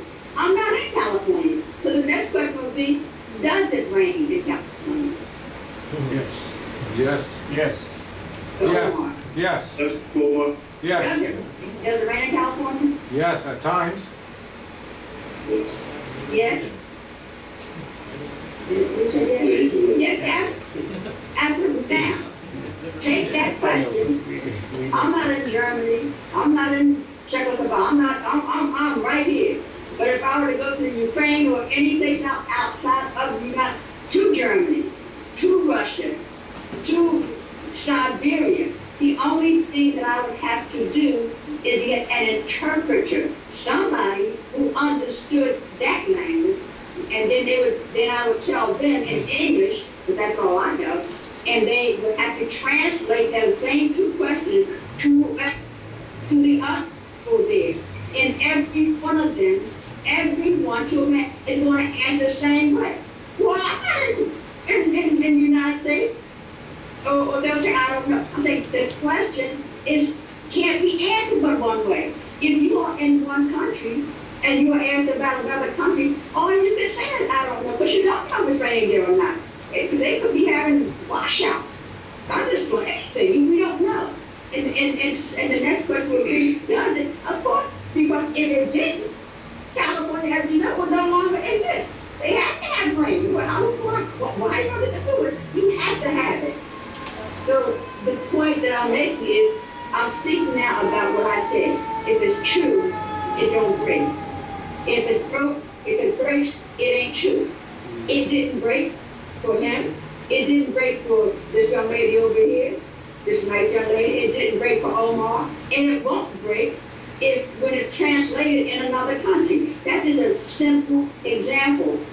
And it's really the only example that I need, just because the point that I'm making is that I made it. So we can take it like any way you want. I'm saying that little example just simply talks about the rest of the thing.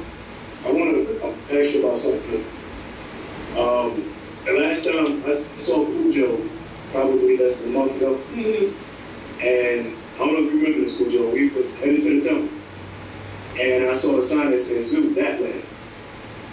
And I don't know if you remember, I said to you, I used to like the zoo, but I ain't feeling it no more because I hate to see those animals caged up.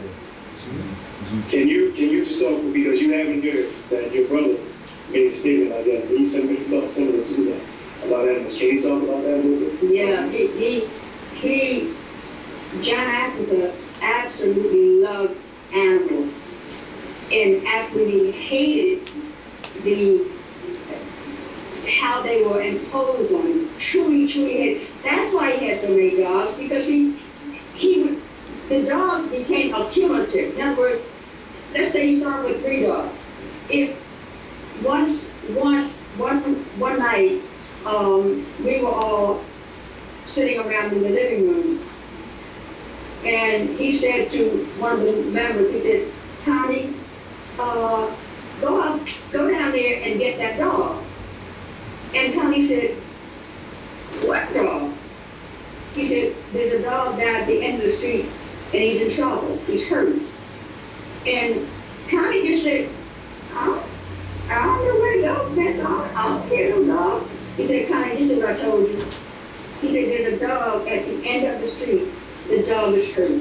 Go down there. I'm going to tell you where to go. Go down. All you have to do, go all the way down to the corner. The dog will be there."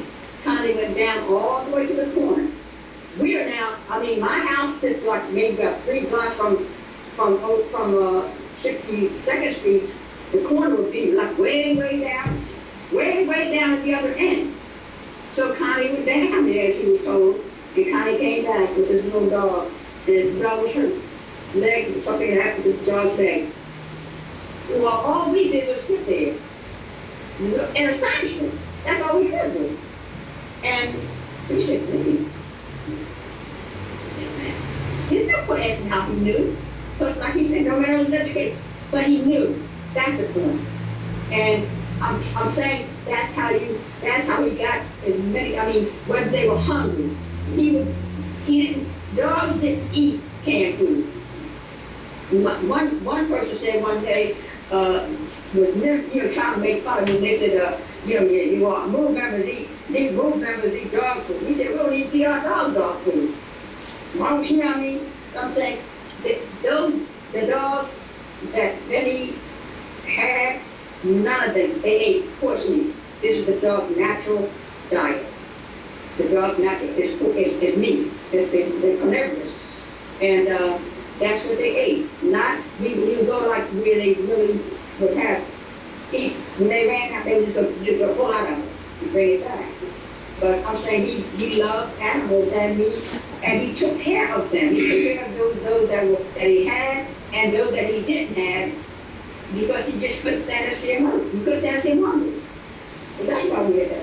My purpose for bringing that up is this. You'll hear people say that. I'm going to read that from the animal. You'll hear people say that move was violent and that they were radical and all this other stuff.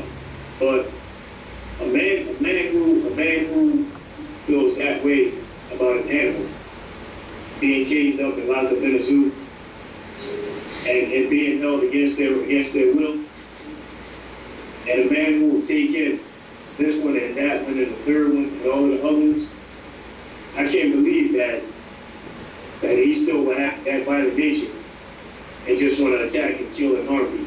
So when you hear stuff like that about John Africa, about the Move organization, it's a good thing that she's written this book because you can actually read about how he actually felt. And I thought it was just something when I read the book because I had just said the same thing to the sheet a month ago, actually less than a month ago. When I saw a sign that said the Zoom, you wrote the Scarborough. You want to read it? Yeah, I'd like to read just, I won't read all this here, portion of it. This is just a portion of it. Attempting to walk a dog that has been a prisoner every day of his life can be a very trying, uncomfortable situation. Are you able to hear me? Yes, we hear you. Yes. Are you able to hear me? Yes, we can hear you. Both for you and the dog, as the animal is usually straining uncontrollably at the leash in a futile effort to break free. In a very real way, the animal is trying to free itself of the same things that are constantly pressing on everyone, the house, the apartment, the change of your lifestyle that produce such perversions as animal breeders. The breeder looked upon as a highly respected gentleman sportsman. These loose-bound leeches are nothing less than flesh-hustling dog farmers that sell live flesh for a profit while hiding behind the facade the barbed wire smokescreen of a gentleman. These butchers of the meat market box and crate puppies to be shipped to pet stores or wherever they are sent to be sold, arriving as much as a week or more later to the local new and used dog dealer, spending the entire time in the same small cage. When the puppies are finally removed from their cage, they are sick, often badly burned from lying in their own waste matter day after day, putting these puppies through all manner of pain-inflicting changes, the kind of sadistic changes that are common to this lifestyle, a lifestyle that places greater value on a pedigree dog than a so-called mongrel, furthering the debased practicing of dog breeders, the German Shepherd syndrome, a status-seeking mentality that pushes you into the foul hand of dog breeders, instead of going to your local SPCA and getting a dog that really needs a home.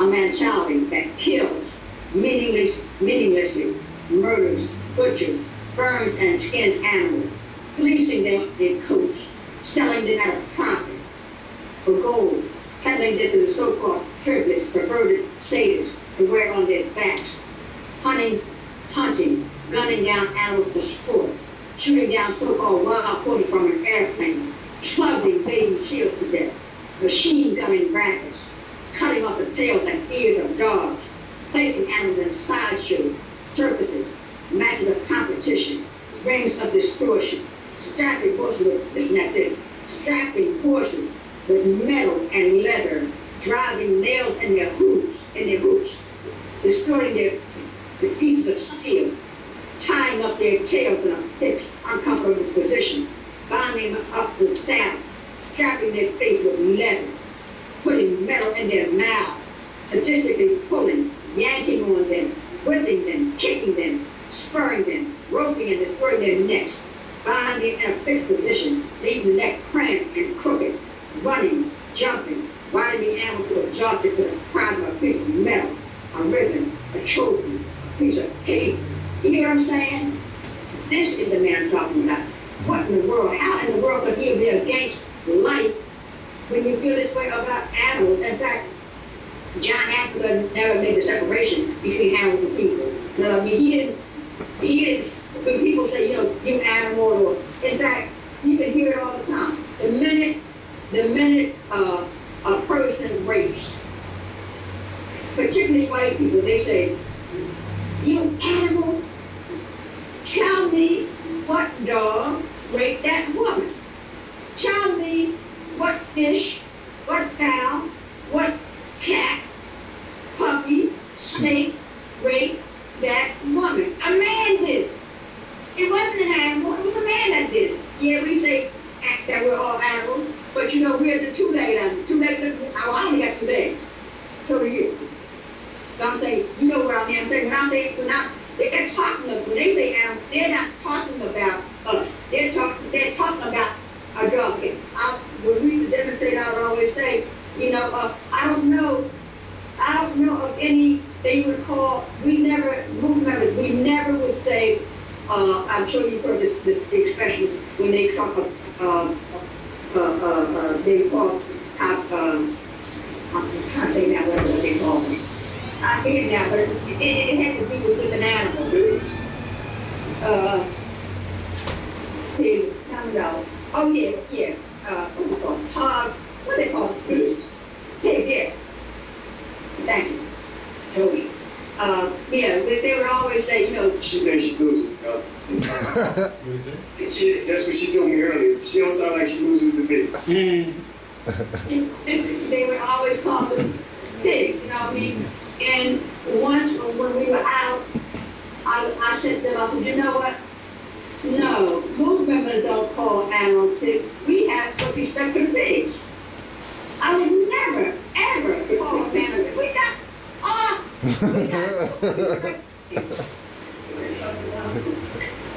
You see what I'm saying? Now, they had never heard it before, just like you had.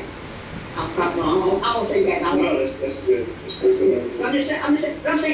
I'm talking about this is what I'm speaking about. Things that when I say, you know, because usually people say they haven't heard it. I'm talking about that principle because you haven't heard it. I didn't hear it. Trust me, the way I talk today is only as I came to, as I was taught to talk this way. I didn't know. I was like everybody. I thought I was finished something. I was at meetings, rallies, and then I rolled up. I didn't know what I was talking about. It doesn't mean I wasn't dumb. I was never dumb any more than anybody else. The people that hear this, it has the principle of John Africa has absolutely nothing to do with IQ, nothing. It has nothing to do with some Yale student whose his grandson and now he sits there dumb as he could be because he got grandfather. You don't know what he's talking about either. I'm just saying they finally don't know. And there are many smart, Mr. Farrakhan, brilliant. Jesse Jackson's smart, whether you like him or not, incidental. He's a smart man. And God knows Malcolm. I sure enough love man. That's my real idol. I love Malcolm. That man was, he wasn't good. He was brilliant. I'm simply saying to you that it has nothing to do with the principle. One has nothing to do with the other. The way that, when I just said, about the pig, we have to respect. I'm saying that's principle. You hear me for the first time, but it doesn't mean that I'm smart and you're dumb, because I was born just like everybody before I got it. I was just like without principle. And so I was out here, talking just like everybody else. And I say that because a lot of times people mistake it. They think they're being put down. They think I'm saying, I know more than they do. I'm never saying that. We weren't taught that. I was taught to speak what I was taught to speak, which is principle. I just read some of it to you. It's animal. I just told you about how we said we had some respect for the pig. That's principle. You don't hear people say it, but you can't say what you can't see. What I speak at this point is what I have been taught to see. You cannot say what you cannot see. And if you don't believe it, you can be riding down the highway, going someplace. You know you want to get off at a certain exit. Maybe you want to get up 42, but now you may get exit 44, and you're riding down. I defy you to get off, and because you thought it was 42. No, you got to keep on riding, then you see exit 43, and 42 is becoming visible. You still can't see it. You're too far away from it. But as you move closer and closer, then the closer you get to it, the more you see it. Then you can say it, because now you can see it. What is another one of the principles that we can take from your brother? You said. He said, what is another principle that they can take from your brother? You were talking about the ones with the animal. I think you were talking about ones with going towards, I guess, a process. What is another one that I'm saying everything that I speak is principle. No, what he's saying, can you give him a little specific principle from John? You want me to finish? I can finish with the animals if you want me to. How about, She learned from him, so I guess it's his. how about if I read what I wrote about animals in conjunction with what he wrote? Or would you rather me read the same thing that he wrote? I can do it either way. Repeat that again? I mean, it's Basically what she's saying, because she's reading from the book. Basically what she's asking you is, do you want her to read something specifically from him, or would you like to hear something that she wrote concerning him? concerning what he wrote about animals. I would like that she's going to say is probably going to be off the principle of John Africa. Okay, well, it's fine to, she can tell me something that she wrote about him that she feels would be important to us. I can read you what I wrote. Yeah, you'll hear it. I can read you right now what I wrote in conjunction with what he wrote about animals. Would that be all right? Well, I was saying that maybe there was something else besides the animals, because I feel the same way about animals that he seems to be speaking of. So I was just asking maybe of a different principle that I could then apply as when I leave here, or yes. So what he's saying, out of all the principles, or Principle. Sure. You shout all the principles. okay, well, essentially maybe he's saying another one of the guidelines. Yeah. The guy? yeah, As opposed to a principle, another guideline. the guidelines that you have written about that I could take from here to meditate on. Well, I can follow it up with animals. You can meditate on this. I think it's pretty clear. I'm speaking now about what I was taught. The house we grew up in, for example, was within walking distance of the zoo. And we loved going. We walked down all the different paths, saw the elephants, the lions, the tigers. Looked in amazement at the big gorilla sitting quietly in that cage. Now this is my teaching before we learned the principle. I mean, this is what we did prior to understanding what we were really looking at. Okay. We had that the monkeys were fascinated by the seals, cautiously approached what was called the snake house. Because even though some were behind real thick glass, we were scared. Some of these snakes were huge. It was only after meeting the principle of John Africa that we saw the zoo experience for what it really was. I'm going to read that again. It was only after meeting the principle of John Africa that we saw the zoo experience for what it really was. Animals in captivity, taken from their original place of purpose, their natural environment, living out the rest of their lives in cages. Reptiles of all sizes, stuck behind heavy plate glass, confined to the sides of that glass for all time. Seals, rather than fit to swim in an ocean where there are no boundaries. Lions, tigers, elephants, though belonging in the jungles of Africa, where they could run free, find their own food, were instead locked in, fed by the hired power. Monkeys locked up without their consent. Apes and gorillas the same as the monkeys. All this madness, this crazy confinement of animals who have done nothing to their jailers. Consider the following. Many who make up the job market are familiar with the word contract, or that which is renewed every 2 years, 4 years, or whatever has been agreed on. Contracts are negotiated by heads of unions, or maybe one-on-one if in the private sector. But whether negotiating a contract or renegotiating one, each side is looking for something of benefit. Two things are usually at the top of union demands for their workers: more money and better health benefits. Initially, both may be rejected, and negotiation begins. They haggle back and forth until an agreement is reached. Sometimes no agreement is reached and the workers go on strike. Question, where are the contracts signed by Mr. Bono, Ms. A, Mr. Line and Tiger, Mr. and Mrs. Snake?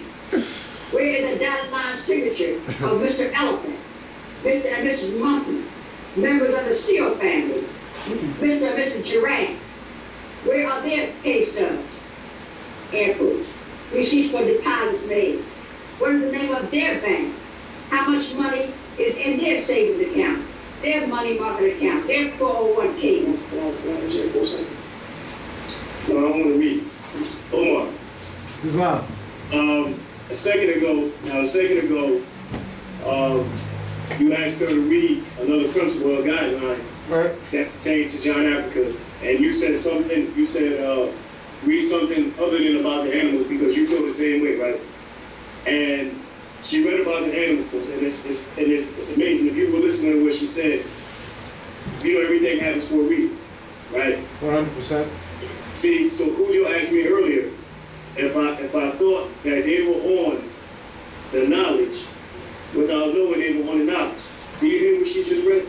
Well, Yeah, with the contracts, yeah. Contract. Talking about birth certificates, Yeah. you're talking about marriage licenses, you're talking about driver's licenses, you're talking about everything that we talk about. She's saying in a whole different manner. We just So it's almost like when she said, if I ask somebody in Germany, it's you know every one plus one equals 2 in every language. You know what I'm saying? So here we are speaking the same language. And it's just a little different. This is just confirmation of the universal truth. I was just mentioning to Grand Sheik about the fact that John Africa is the reflection of the spirit, Absolutely. of the breath.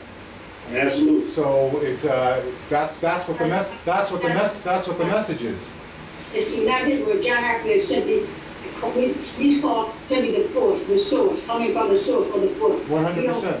That's no, you're not talking about God. Okay. He's talking when he he said spirit, but as I told you earlier, you know, we study a little more than most people do. Mm-hmm. So when you talk about the etymology of a word, that's the origin of a word, Mm-hmm. and spirit means nothing but your breath. Mm-hmm. So he's just saying, basically, we saying this John Africa's fresh breath of air. Mm-hmm. John Africa is. We're saying the same thing you're saying. Right. You know, we just on this page and you're on that page. We just need to be on the same page. But you know, when they speak a lot about etymology in the origin of words, I think finally, I mean, the bottom line is, no matter what you call it, etymology or you say the word itself, when it comes right down to it, the word that you say has to be understood by whoever you're talking to. Absolutely. So, you know what I'm saying? So the etymology of it becomes really incidental because I think finally, bottom line is, in order for me to understand what you're saying, you have to speak to me words that I understand. You can't. Well, because I know you didn't understand it. That's why I explained it. Because I know No, you. not the word I'm saying the word etymology, which is supposed to be, but the root of words or something. Etymology is the study of the origin of words. Right. And So when he said spirit, and you said no, we don't talk about gods. He wasn't talking about God. no, we do talk about that. We talk about mama. We do. Well, I'm just saying. But I don't want to argue, because I don't want to raise the person. We can talk about this. Okay, go ahead. Yeah, well, you know what I'm saying? We say the same thing. I don't want to. We're just saying the same thing. Okay. We just everything that you just said, that you just read about Mrs. Monkey, Mr. Monkey, is everything that we talk about and we teach. Okay. The only difference is we talk about it differently. The same way you said, where's their contract? They have us understood. Earlier when I was talking about nationality, when I was talking about all of that other stuff, it's absolutely relevant. I have- because us under so many contracts that we don't know about. I have a great example. It's like you might be talking about rain and we're talking about water. And they both the same It's the thing. same That's thing. right. That's right. Exactly. That's a great analogy, brother. That's right. That's a great analogy. But yeah, we talking about the same thing. So when Cujo asked me earlier if I thought that, you want science, absolutely. Your question, brother? Yeah, quick question. The misrepresentations. I know that you know the book is written, but what are some misrepresentations that people have of Brother John Africa that should be cleared up with if they decide to you know, see this video and they go study Move 9 and, you know, John Africa, what happened and all that. What are some things that they should look out for that the media is going to be telling about John Africa to sort of taint the story? So what could you understand what you said? I'm actually finally, what we were doing, for example, like we were really analyzing things that were put here. Like for example, we're told we all want the Constitution and taking back. I'm saying it wasn't written for us. Those 55 men sat around there in that hot house or wherever they were in all that heat and drafted all these nice sounding words. They didn't include us, but I mean they wrote it in general and then brought it back for us to study, and then they almost had to apply it whether they want to, but we weren't even in. And that is because of a person. Okay, I'm going to clear something up for you. The Constitution was written by us, given to them. That's fact. That's law. After we finish this, I'll give you that documentation. But the Constitution was written by Aboriginal and Indigenous people like myself and yourself and given to the Europeans to keep them in check. That's what the Constitution is. The Constitution also. Absolutely. The Constitution is a contract, and the contract is between the actual Moroccan Empire, what we call American, and the European. So the Constitution was not written by them. The Constitution was reviewed and signed by them. They accepted the contract. What the sheet was asking specifically is, what about John Africa can you tell us that the media may have misinformed us about? They may have said everything. I'm trying to answer that part. One word, everything. The media misinformed everything. The media misinformed deliberately. They knew exactly what they meant to misinform you. Everything that they said. I mean, they call us, for example, what it is, they themselves, the media, as well as a million other, they don't even know the meaning of words. They call us radical. We never denied it. We are radical. We're radical. And I know radical means extreme. We were radically, extremely opposed to injustice. Radically, extremely opposed to racism. Radically, extremely opposed to that damn white slave that we threw it, hurt a damn body on our my black city. Extremely, I'm saying they don't even know. I'm saying we never denied it. Damn, we do. We are radical. Extreme, because I know what radical means. It does mean extreme. People, they talk about radical what? Radical vasectomy. Extreme removal of breast. I mean, anything radical, it means extreme. You give a woman a hysterectomy. That's a radical thing. She can no longer have children. That's radical. That's extreme. I'm talking about the meaning. We were taught the meaning of words, or the meaninglessness. Because the words I just said, you hear them all the time. And maybe sometimes you even I did, until I understood. Because I'm saying, finally, I don't deny they're radical. They say because they're saying it as a slur. They mean it to downgrade, to denigrate them. That's the way they mean it. But they don't even know what they're talking about. We admit it. And for the brother there, I'm saying that's part of what I'm talking about. I mean, it's just a smidgen, but it's what they say as opposed to what we say. So and then that's, I'm like, as I said earlier, their whole purpose, if they had one, I don't call it purpose, but their whole game was to keep people here to become that road between us and them. They didn't want you to hear it. They did not want you to hear this information. And so the best way to do it would be to lock us up, beat us up, hang us, whatever. You know, those are, I'll give it to anybody who can think that there is no way in the world you can shoot a cop on a downward angle when the bullet comes from above, when you are literally at that cop. You can't do it. That's against all laws, isn't it? You can't do it. It can't be done. Now, I'm not talking about something I think. You know it, I know. And everybody in this room, however many people there are there, they know exactly what I'm saying. You can't cannot do. But even though it was proven, you know what I'm saying? Proven, that was in court. But in spite of the fact that that was said and proven, they still gave it 30. And not only that, they lied. They said they were convicted on 3rd-degree murder. 3rd degree carries a 10-year sentence.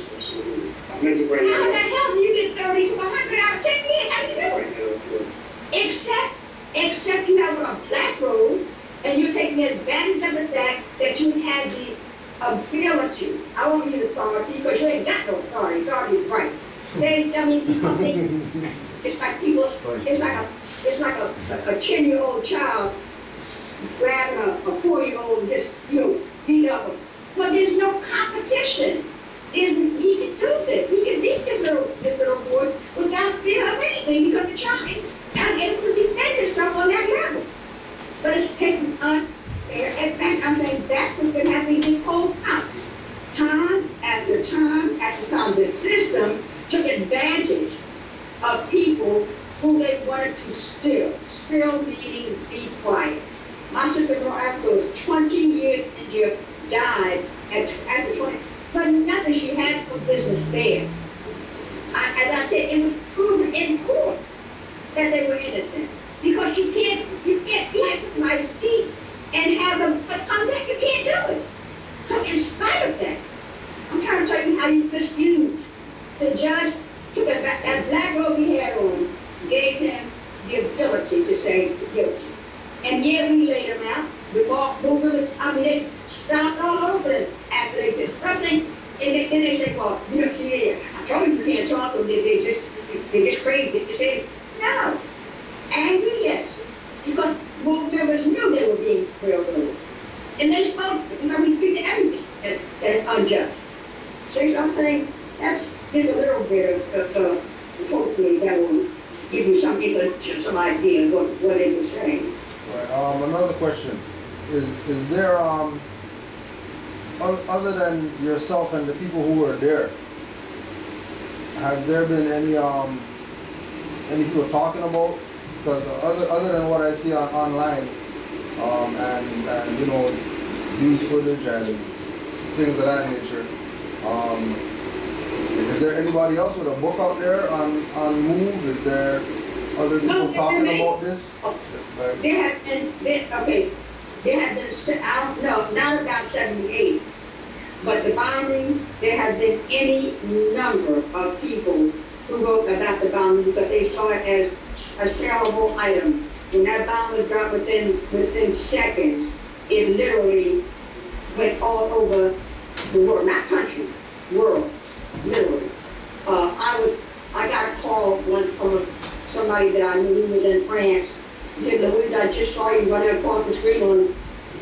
I said, you're a French, I know. He said, but they had me running, they had a little red jacket on. He said, they had me running across. And right now, the move that just now came out, the bunker burn and the fire burn, just came out the last part of, it hasn't been out 6 months yet. And they had meetings, people are calling me saying, Louise, I saw you in this movie. I said, I wasn't in a movie. I haven't done it. They said, well, get your computer. And I did. And they had me in 3 different sects. You saw it on the movie here. I'm just saying these are things that they kind of use me as a conduit for what they, unfortunately, and I hate to say, I have become popular whether I want to or not. I have not. Listen, I'd rather be back to May 10th, May 9th. I don't want what happened to happen. I don't want that. But because of it, I've become a cause celebrity. I don't want it, didn't want it. But people, just like I'm saying now, I didn't tell them to use me in this movie. They didn't ask my permission to do it. But I'm saying, but they see it as it's a money maker. You know what I mean? I'm known, whether I want to be known or not. Even today, it's been 30 years or more. And right now, I go down to the people. I don't know them. Sometimes I'm embarrassed because I almost thought I should know them.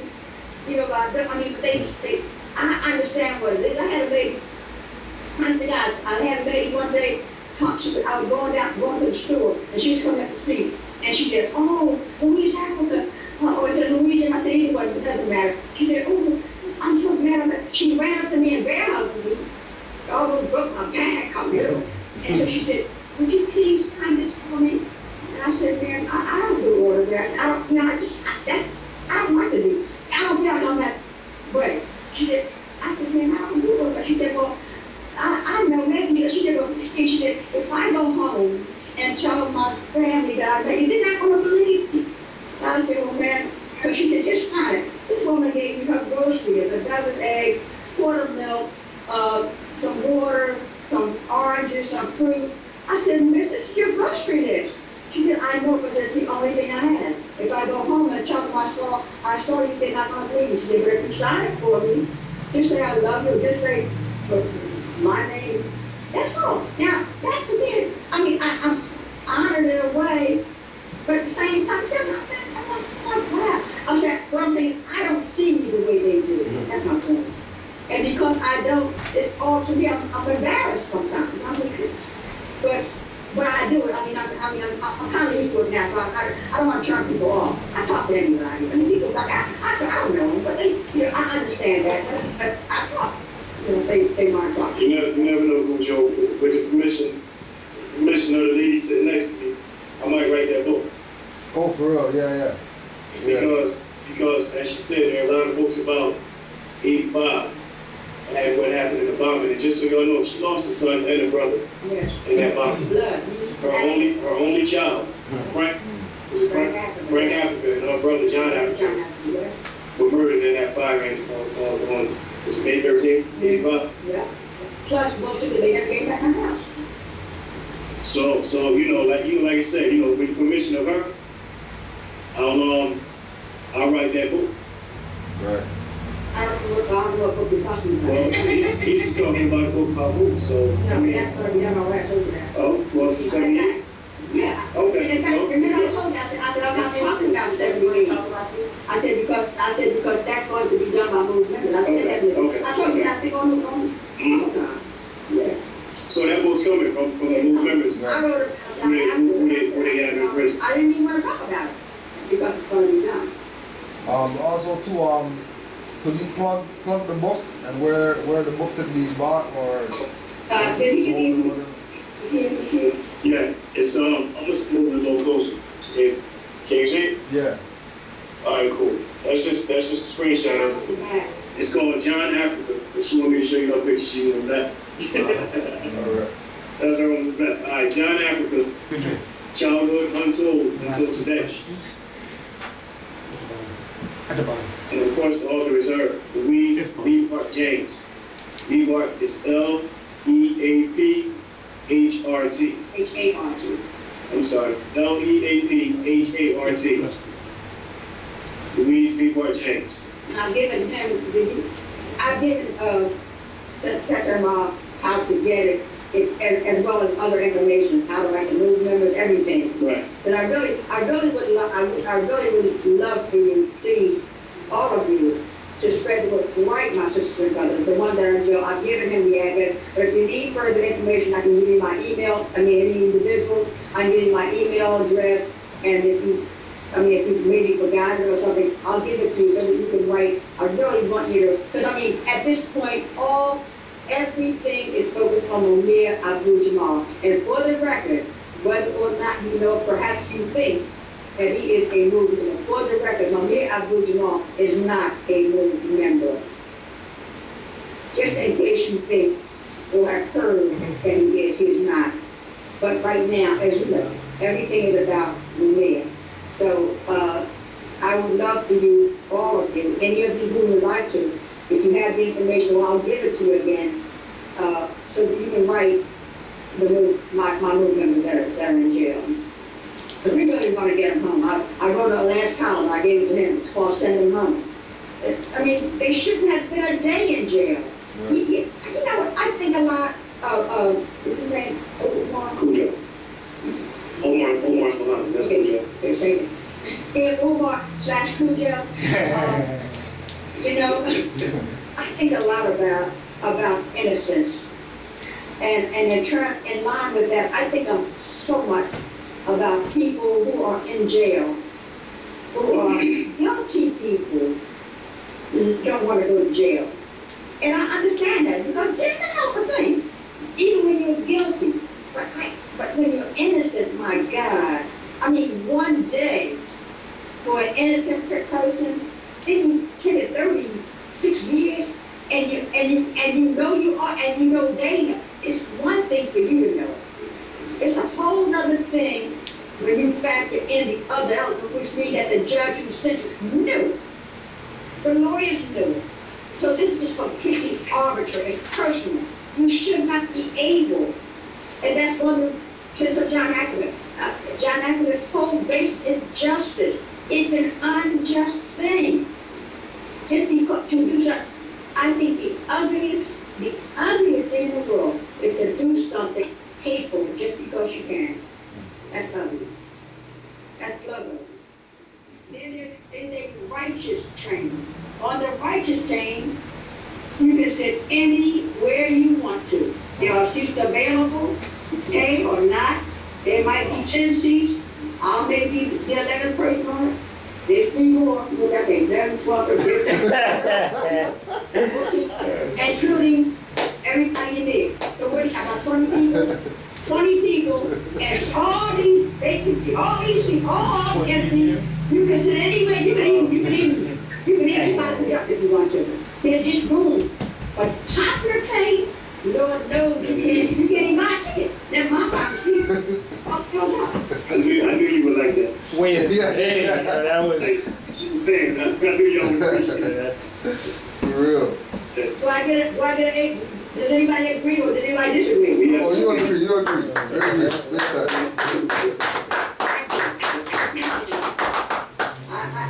I appreciate that, because I mean, finally, it's like I said, I try to, no, I don't try. I say it because I'm pretty sure. I don't just say something. At this point, I used to do that. I'll go into it. But at this point, I'm pretty sure of what I mean, before I get on the boat, I ain't getting on the bus unless I know when I'm going to get off.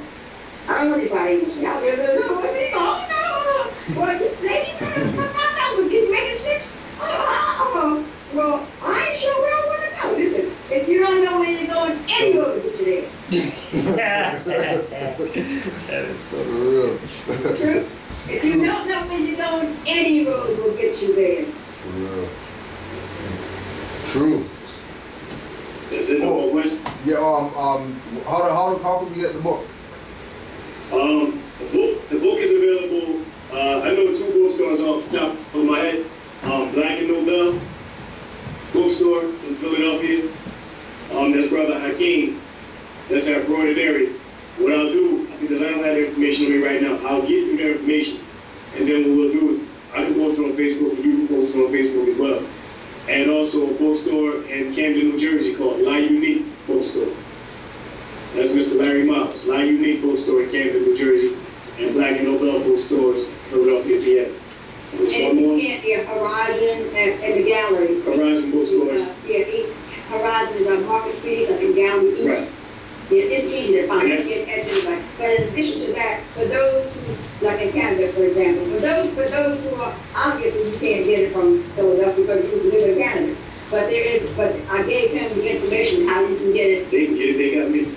Oh, okay. Well, I mean, it's already written as well.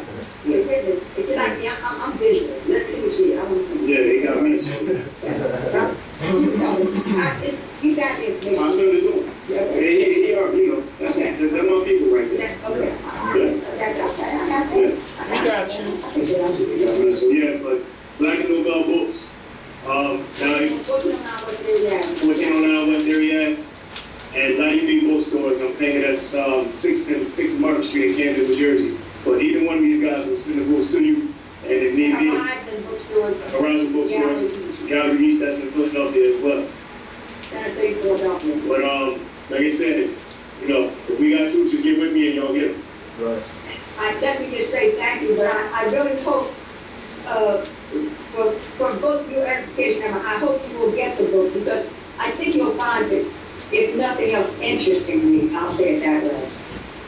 I think you'll find it not your run of the mill.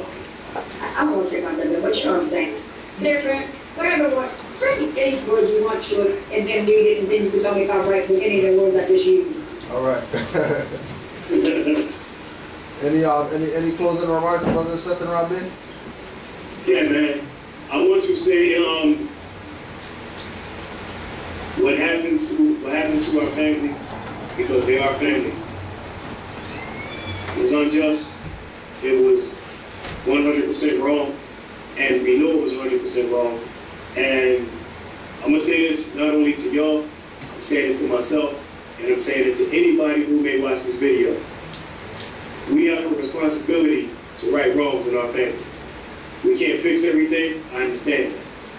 And everybody's not going to be willing to step up and take the chance or take the challenge to fix it. But if you don't do anything else, write one of these brothers or one of these sisters and say, I heard your story. Yeah, I appreciate that. Right? One of them. I heard your story. Because you never know. They don't know you and you don't know them. But your letter, getting your letter that day, could write that day. They could be having a lousy. I mean, you got to remember, they are in prison.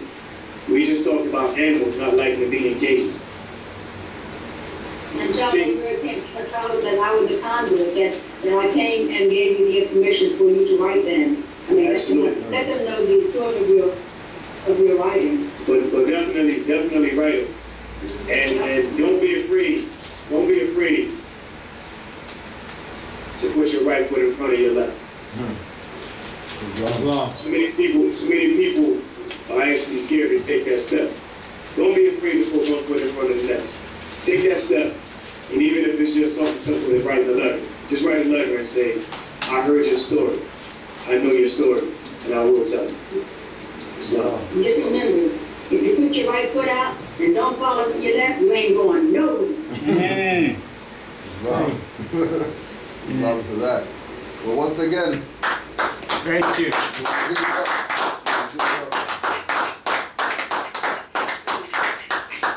All right. I appreciated this afternoon, and I really thank you for giving me this time. Thank you. Thank you. And for this lady over here who happened to be the white girl's brother here. Right. we thank you as well. We thank you, and we appreciate everything that you've done And your time. and everything that you sacrificed and your time. And we'll definitely make use of the information that you presented by telling others who don't know or who aren't familiar. So thank you again. I so appreciate that. It is needed. I mean, the word needs to get out. People need to know. They need to know more than they do. Like they're not scratching the surface. When you really can see exactly what's going on and understand one thing that's very important. Trust me, the system didn't want you to know. Right. They knew a long time ago what was being said. That was a threat to them. It was undercutting them. It was the beginning of tearing down all the lies that you've heard all these years. And they didn't want that. You could see that just by them putting people in jail, knowing that they were innocent. Tells you something. Why did they want to? Why did they want to? absolutely. They were the threats. They saw what was the threat. Absolutely. So that's everything in a nutshell, man. They saw move as a threat, and they see Morris as a threat. And we're in the same boat. For real. So we're gonna get this information out there and keep it moving. And peace and love, Chief. Peace and love. Good job, Lord. It's love. Peace out, Lord. Anytime. Thank you.